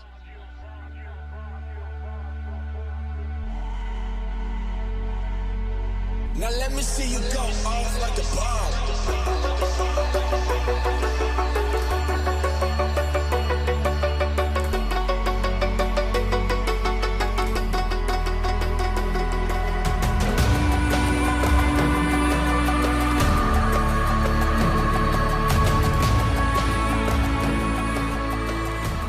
Welcome back to Heard Tell. Continuing with our friend James Czerniawski, great guy, really smart guy on this stuff. Make sure you're following. You'll see his Twitter handle on the bottom third graphic right there.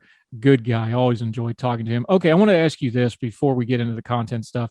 Everybody's got an opinion on this. You've done both progressive and liberal media outlets. You've done conservative outlets. You're a good guy to ask about this because I've caught your interviews from both sides of the aisle on this thing. What's your read on how much this thing has become an avatar for people? Because, man, people sure got convinced in a hurry that Elon Musk was this, that, or the other just based off of this. I find it fascinating, but you've been out there, you've been doing these interviews. What's your feel of that? Because this really does seem like it's become a funnel for some of the ongoing culture war stuff, hadn't it? Well, I mean, that's no lie that Elon decided to buy Twitter in part because of his feelings about the current state of culture in the United States surrounding free speech. Unironically, Elon Musk, like many folks that we've heard in recent days, claims to be a free speech absolutist, if you will, but then there's always some kind of articulation as to not being free speech absolutist that I find that typically follows that. When we're talking about, how this has been politicized very virulently by either side of the aisle, it's not surprising, especially given Musk's rhetoric and how he operates, to our point when we were going before the break, talking about Musk and his tweeting, getting in trouble. That has certainly inflamed those that are on the liberal and progressive side of the spectrum, because they see a guy who is insensitive to potential, speech that could be deemed hurtful and harmful, something that we might not find particularly nice to see on the internet, more broadly speaking.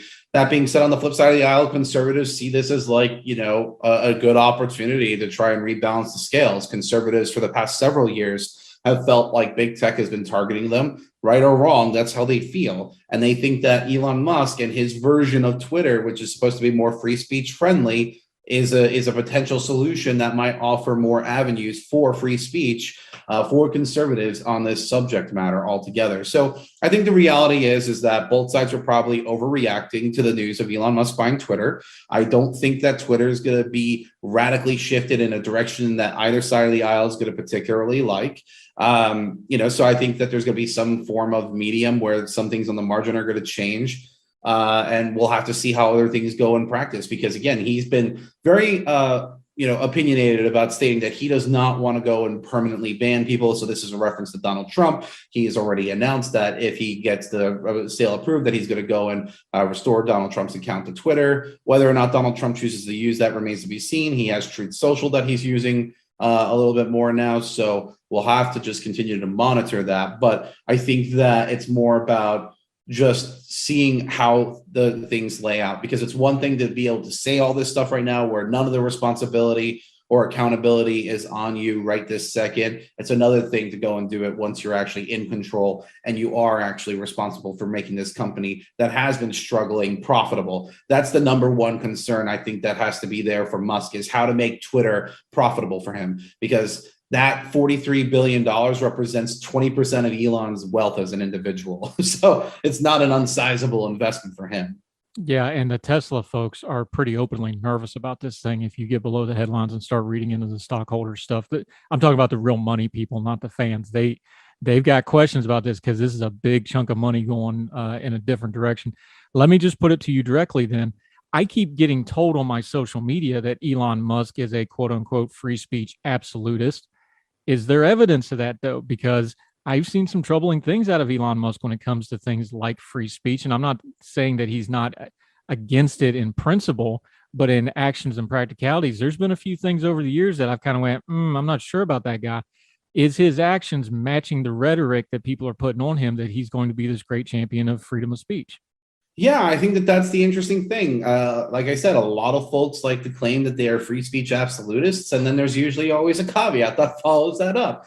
So Elon Musk claims to be a free speech absolutist, but he has had incidents over the years where, for example, I know that there was an employee of Tesla that was going and showing the auto drive functions of his Tesla vehicles, got into an accident, and was criticizing the company for that, and that employee got fired. He tried going and gagging it. There was a Twitter account that was actively tracking all the flights that Elon Musk was doing to see where he was at. Elon Musk tried gagging that too by buying the person out and then trying to sue to get the account taken down because he thought that it was a violation of his privacy. So there's lots of ways in which Elon Musk's adherence to free speech principles doesn't necessarily line up with what the actual ideal is supposed to be. But to be honest, that's any human. Like I find it hard to believe that you'll find a true free speech absolutist anywhere. I think that there's always the caveat of people saying free speech and being pro free speech is usually I like, things that I like and not things that I don't like. They want to see less of those kinds of things. President Barack Obama did a talk at Stanford where he also invoked being a free speech absolutist, and then went on to go and talk about misinformation and disinformation and why we need to go and crack down on that. So even though misinformation is still protected speech. So there's lots of ways in which I think people like to go and invoke that language because there is a certain tenor about it that is, I think, reminiscent of patriotism and the history of America and our founding principles, obviously. But in terms of people ever living up to it wholeheartedly, no one's ever going to do that. So it's not surprising to me that Elon Musk is not like this, free speech absolutist in practice that he likes to claim that he is. Yeah, there's a couple of reporters that would disagree with President Obama, but let's not rehash all that today. I think Elon is giving us that very caveat going through his tweets. He recently on May the 9th, which was just a couple of days ago as we sit and record this, he got into a conversation with Czerniawski of all people, which somebody who loves him needs to get a hold of and be like, quit tweeting with certain people. And that's one of them. But that's neither here nor there. And talking about left-wing bias. And he straight up said Twitter obviously has a left-wing bias. But then he tweeted this. I'm going to quote it because I found it very interesting and it piqued my ears up. He said, like I said, my preference is to hew close to the laws of countries in which Twitter operates. If the citizens want something banned, then pass a law to do so. Otherwise, it should be allowed. And the reason that caught my attention is on the surface, that's pretty standard tech bro speech for, especially with the EU and some of the restrictions over there. Elon Musk has a lot of money riding on China. China, if you're going to apply that to China, that means you're going to follow their rules, which are very restrictive. I don't see him criticizing China the way he's criticizing America and the situation in Ukraine and the EU, which he has had a long running battle with on a couple different levels. That shows up as a red flag to me. How does it feel to you? Yeah, you're not the first person to obviously point out the China ties. I think that like with any of the American companies that have operations and interests tied with China, that it's not surprising that perhaps you take a little bit more cautious of a tone when even thinking about entering the realm of the Asia markets. So it's not surprising that, maybe he's a little bit more careful, since a lot of the, I believe it's his batteries for the Teslas that get produced over there in China. So there's definitely, I think, a valid concern there to, vet out. We'll have to see how that is. But even within that statement, right, like it actually goes cuts against his exact point of being a free speech absolutist, insofar as that if you're talking about this in the American context, one would think that you would want to apply this across the board no matter where you operate, but then you're acquiescing to the localities, which there are a lot of localities that have a lot more restrictive speech laws on the books than, might be ideal by American values. So I think that that's actually something that's a little self-defeating. So the EU commissioner was actually just at his Tesla plant in Austin, Texas, and then posted a video with him and then tried to basically insinuate that Elon more or less endorsed the DSA, the Digital Services Act, European tech regulation of social media and the internet, more broadly speaking. And I think that that's actually a horrible thing that the EU commissioner did that, only because Elon doesn't own Twitter yet, and Elon is not a politician. The man does not think about any of that kind of stuff. And I think, like, if we said, hey, we want to go and crack down on, hateful speech or like whatever, there's certain broad stroke things that I think people can broadly agree to. But then, like anything else, the devil's in the details. So that kind of stuff, I think, is definitely worth having a closer examination at. And it was just completely inappropriate, in my view, at least, for the EU commissioner to go and leverage Elon in that kind of a position. Because what's he going to say? Like, especially because he has those vested interests in Europe. I think that at the end of the day, there's a lot of balancing parts that have to get, taken into account. And we'll have to see, because again, this is going to be the actual test, is how is this actually going to be applied in practice across markets that have different kinds of speech rules. Yeah, is the commissioner's name, Thierry Breton, and Elon actually retweeted the video that man put out, and then said, "Great meeting. We were on the exact same page." Underneath it, we're going to have to keep a close eye on that one going forward. All right, since you brought it up, let me just go there with it. We just talked to our friends in the UK about this a couple of days ago. Let's take something like the UK, where, like, whenever I do an interview, the FCC, because this goes out on radio, I have to tell my guests, hey, we got to be FCC compliant. Don't curse on the air if you can help it, right? Well, if you go over to the UK, you can curse on the air, but you don't have the libel law protections in the UK that I have on this program, where I can say things about certain people and I have legal protections. How's stuff like that's going to play with something like Twitter, where we've seen things like in the UK, where the tabloids and others have wound up in court over libel laws, slander laws, over what we call pretty run-of-the-mill statements? Yeah, I think that, again, this is where people don't realize just how permissive our speech is on Twitter and Facebook and a lot of these platforms. You can complain about their decisions that they make, and there certainly is some, veracity to wanting to complain about how they are making some decisions sometimes. But I think that at the end of the day, we are still far more permissive on our platforms in the United States than anywhere else in the world, bar none. No one comes even remotely close. So with the UK, they have an online harms bill right now, which includes trying to tackle things. It tries categorizing the risk. It tries sitting there and saying, like suicide and misinformation and all this other kind of material that's out there, and trying to regulate that speech, which, again, if it was in the United States, would get struck down by a court as being unconstitutional for trying to infringe upon the free speech rights that Americans hold dear, which include topics that we do find uncomfortable at the end of the day. But the UK is trying to legislate this. I know, like, in part of their report for trying to justify why they want to do this, they cite the fact that children are exposed to rap music online and cursing that might happen there, to our point about our FCC compliance versus non-FCC compliance. I think that it's very fascinating to see The UK and other worlds, I think, just do a great job of highlighting just how special the United States is. We have a very permissive culture for speech, although that is culturally, at least, getting hit down a little bit with the way that some folks handle speech, particularly with like weaponizing the notion of misinformation and other things. So I think that we can certainly be better about that conversation, and it'll be interesting to continue to monitor that going forward. Yeah, James Czerniawski, you are always on point with your stuff. You get better every time I talk to you, my friend. I really appreciate your insight on these things. Definitely will have you back. It's been too long since we've had you on, but you're a busy man. It's hard to get you on the show nowadays. Until we get you back on again, though, let folks know where they can follow you on your social media, your writing. You're doing a ton of media stuff. So let them know where they can keep up with you, see all your clips and your great writing. And some of because you've got a lot of regulatory things you're keeping your eye on. Let folks know what you're doing with that as well, my friend. Yeah, so you can follow me on Twitter at JamesCZ19. That's where I usually pontificate and throw a lot of my bad takes out there on tech policy and all other musings that's going on, like my haircut that was overdue by 5 months. But you've got Twitter is probably the best place to follow me. I have my own personal website at jamesczernowski.com, where I try to go and update from time to time with any writing and media hits that I do. And also, I always recommend following Young Voices as an organization on Twitter and on their website. They also update whenever I do media hits with great people like yourself and others. Yeah, we're really proud of Young Voices. That's where we had James on back before I was officially part of Young Voices, actually. They do great work, just celebrated their anniversary.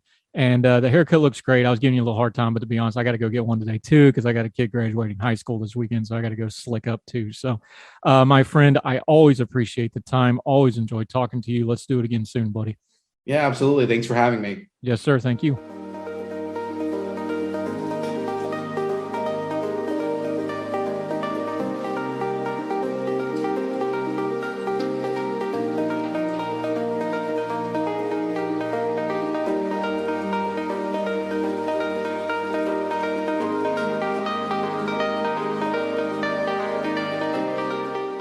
Okay, this may come as a shock to you. Some of you may need to sit down for this, especially those of you out in overflow that couldn't get into the service.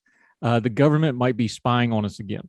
We're going to go to another one of our Young Voices contributors all the way out in Los Angeles, California. David McGarry, how are you, sir?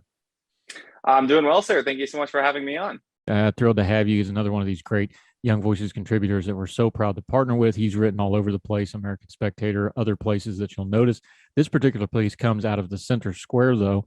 And just to kind of set it up for us, David, this is not a new thing, but this is kind of a new take on it. They're going after, in this particular case, things like Western Union. And the bigger problem here is we're going through a third-party private entity with the government subpoenas and investigation. This on its surface looks like a hot mess. What did it look like when you started looking into it? Well, the further you dig into it, the hotter the mess gets.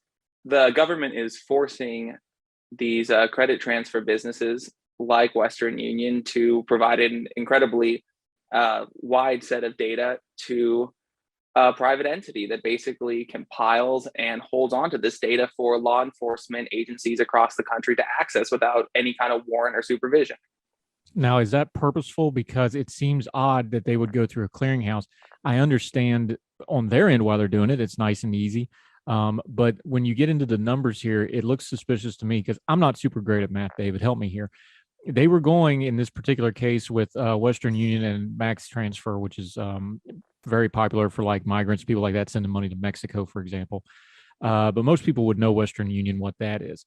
What they were going after here was they really wanted about 8 summonses that they were looking at, but those 8 summonses through customs requests, that yielded 6 million records.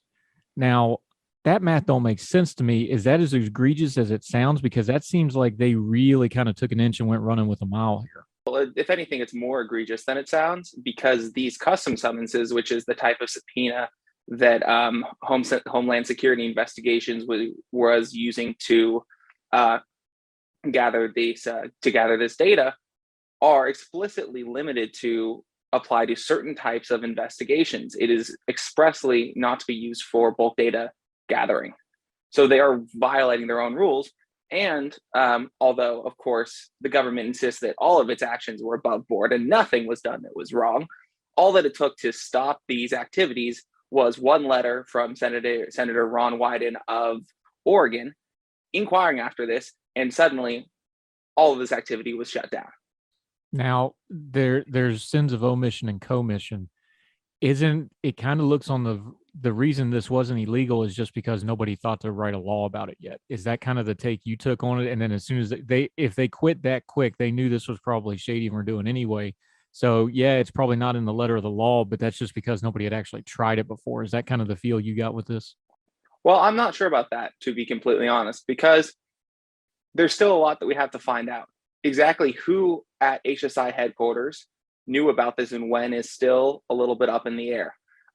We know for a fact that the agents involved with this behavior were not actually going through the prescribed legal and privacy reviews that they're supposed to complete before they open or before they take these kinds of actions. So might it possibly technically be within the letter of the law? I doubt it. Small chance. But as I said, they violated their own regulations to get to this point. So it doesn't seem to me as if they're acting legally. Yeah, David McGarry joining us from Young Voices. All right, you already mentioned it, so let's talk about it. Ron Wyden, senator from Oregon, he's the one that got involved with this. How did he get involved with it, and what was he actually doing that led up to him looking into this and getting? Was it a constituency thing? Was it an investigation thing? How did that happen? So Wyden has actually been very good on these issues of privacy of late. He called out Operation Whistle Pig, which was a Border Patrol agent opening an incredibly extensive investigation into a journalist on very flimsy evidence. He called out CIA data gathering earlier this year, and now he's targeting HSI. I mean, the man just cares about an issue that all 99 of his partners in the Senate should also care about. But let's face it, for whatever reason, political or otherwise, they don't seem to. But the man's made it a priority and part of his political package and his resume. And I think he should be commended for that and supported for that, even though there's plenty of his other policies and beliefs that I disagree with. Yeah, and Ron Wyden is a Democrat from Oregon. Oregon, of course, being more of a leftward-leaning state, especially the Portland area. Is there more bipartisanship on this issue? Because we've been dealing with this especially since 9/11. We know about the Patriot Act stuff. We've been dealing in the last few years with things like FISA warrants and these sorts of things. We've talked on our program a lot about the Fourth Amendment. You talk about Senator Wyden. Is he alone out there, or are there other representatives and senators that you're seeing that maybe get some bipartisan consensus on privacy issues? Because I'm noticing we talk a lot of good game when it comes to big tech and things like that. But then when it's something like this, those same people kind of get quiet. Is that a fair criticism, or is other people noticing that as well? No, I think that is spot on right there. And I think much of it comes down to the fact that our politics is partisan, not only in the ways that people view themselves, but in the issues that they pick to prioritize. So, like you said, for the left, privacy issues and surveillance of citizens has been a really, really big deal for a while. But right now, because it's not a great blunt object to hit Republicans over the head with, it's not actually, or I should say the left isn't making Biden administration abuses a priority to combat, with the exception of Wyden.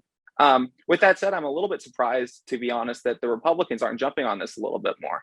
In the Trump administration, the conservatives and Republicans and people of the right generally got the idea and started to understand that letting law enforcement agents, with all of their biases and personal flaws, letting law enforcement agents go after citizens outside the law probably wasn't the best idea, especially if there was no oversight to keep them in line.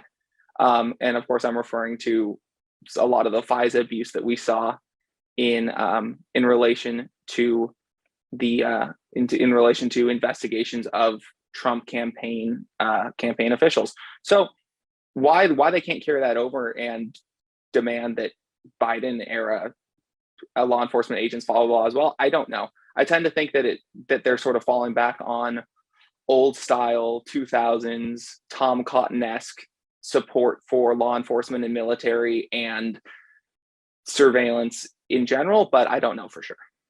Yeah.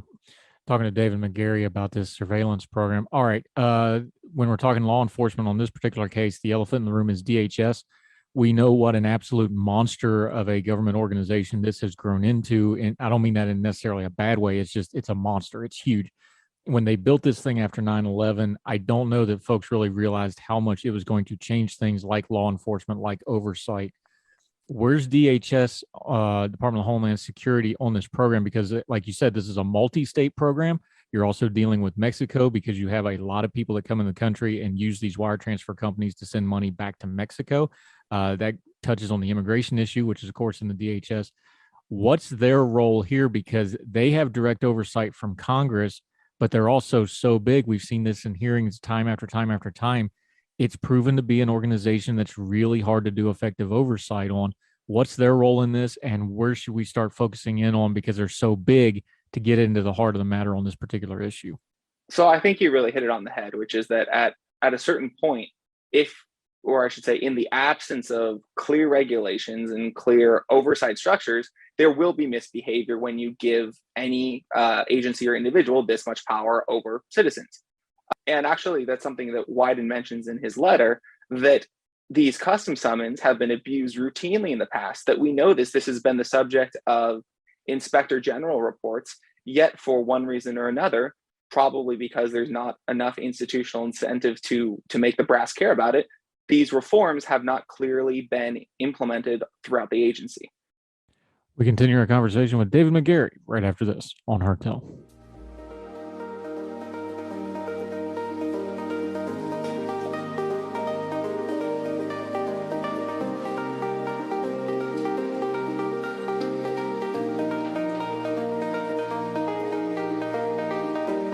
Talking to David McGarry. You bring up the point that I think is apropos here is, okay, anytime you're dealing with the legislative branch, with Congress, whether it's the senators or the House of Representatives, the only way you really get anybody to do anything is pressure. You talk about it here. Do you see any other way that some of the surveillance stuff is just bringing it to the fore and citizenry having to put pressure on Congress? Because I understand Senator Wyden's taking the lead on this, and God bless him for that. That's one out of 100, like you pointed out earlier. There's 99 other ones. What should the citizenry be doing once they find out about an issue like this to kind of bring that pressure to bear? I think this is the classic: call your senators, call your representatives, call advocacy groups. If you're on the fence in an election and one candidate supports privacy and the protection of privacy, and the other one doesn't, if they seem to otherwise be similar in, say, a primary than maybe a general election in certain districts, let that be your defining vote in the absence of other important concerns.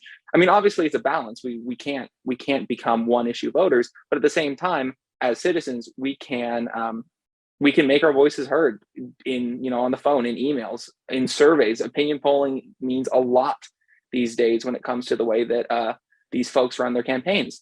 And then for the rest of us who are maybe involved in some kind of writing, or even for citizens who just like to repost things on social media, let's spread the word about this. Let's talk about it. I mean, there's no shortage of news on this front. As I mentioned, we have Operation Whistle Pig, where this rogue border agent was just launching the full powers of multiple different agencies against a reporter because he thought that she might be involved in something unsavory.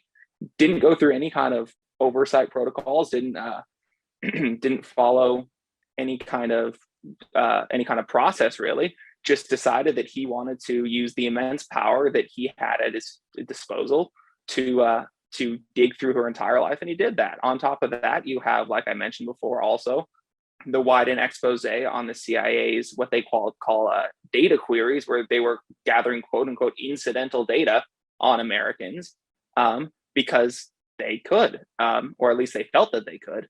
And then now Cato is involved in some lawsuits, some FOIA lawsuits, to get the FBI to disclose more information about these informal, basically investigations. Of course, they don't call them investigations, but basically the FBI has been launching investigations into all sorts of political groups that they perceive to possibly be threats. And they found a workaround that they feel will allow them to get away with it. And until someone somewhere says something, they're going to keep doing it. And I think that people like Wyden are really kicking the ball off. And it's our job to support them and spread the word. Let me ask it this way: has the word privacy gotten too buzzwordy? Have we got to the place where it's not having the impact it should when we talk privacy issues? And maybe we should focus a little more like, this is a law enforcement issue. Like, okay, this is data collection and privacy and a law enforcement issue, and separate that from when we're talking about something like big tech, where you're talking about consent agreements and third parties, and it's a little bit different beast. Do you think the buzzword is getting in the way here a little bit, where people just hear privacy and they're like, oh, another privacy thing? Should we be more specific in our language when dealing with this issue? Like, look, this is a law enforcement issue. This affects a lot of people.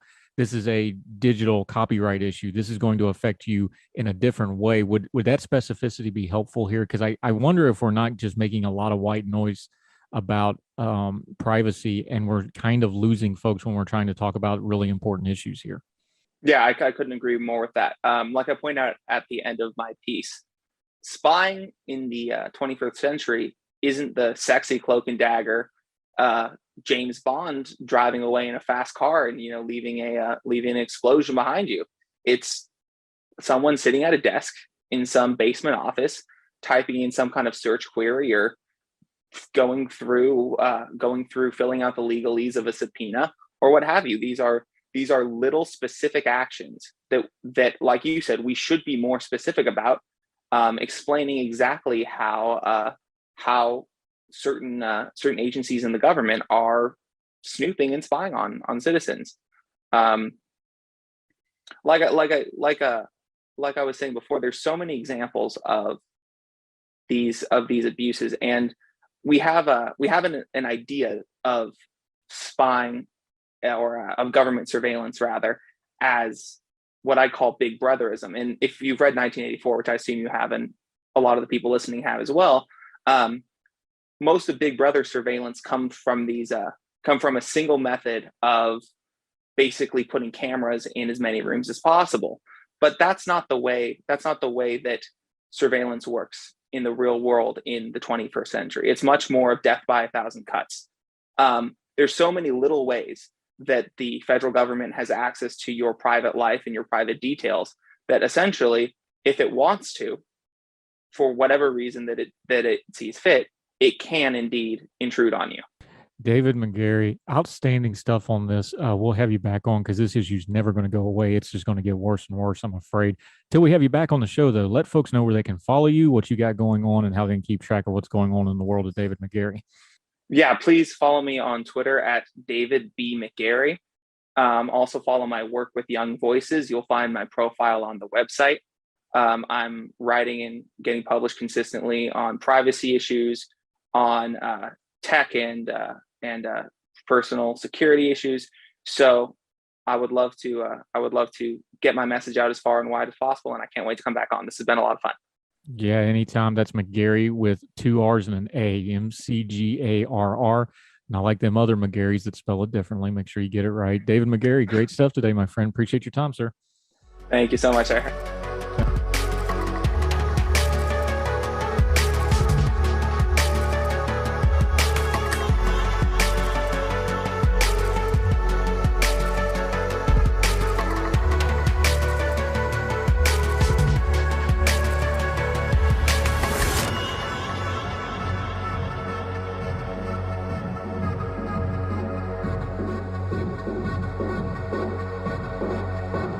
That'll do it for Heard Tell, this very special edition twice on Sunday. Since this is different, after you've listened to this, do us a favor. Let us know what you think. Do you like it this way? Do you like it the other way? Reach out to us. HeardTellShow@gmail.com. Heard Tell Show on the Twitter. And of course, you can always comment on the YouTube page or on any of the podcasting platforms that you're listening and or watching this on. We always appreciate you. Make sure you're subscribing and sharing.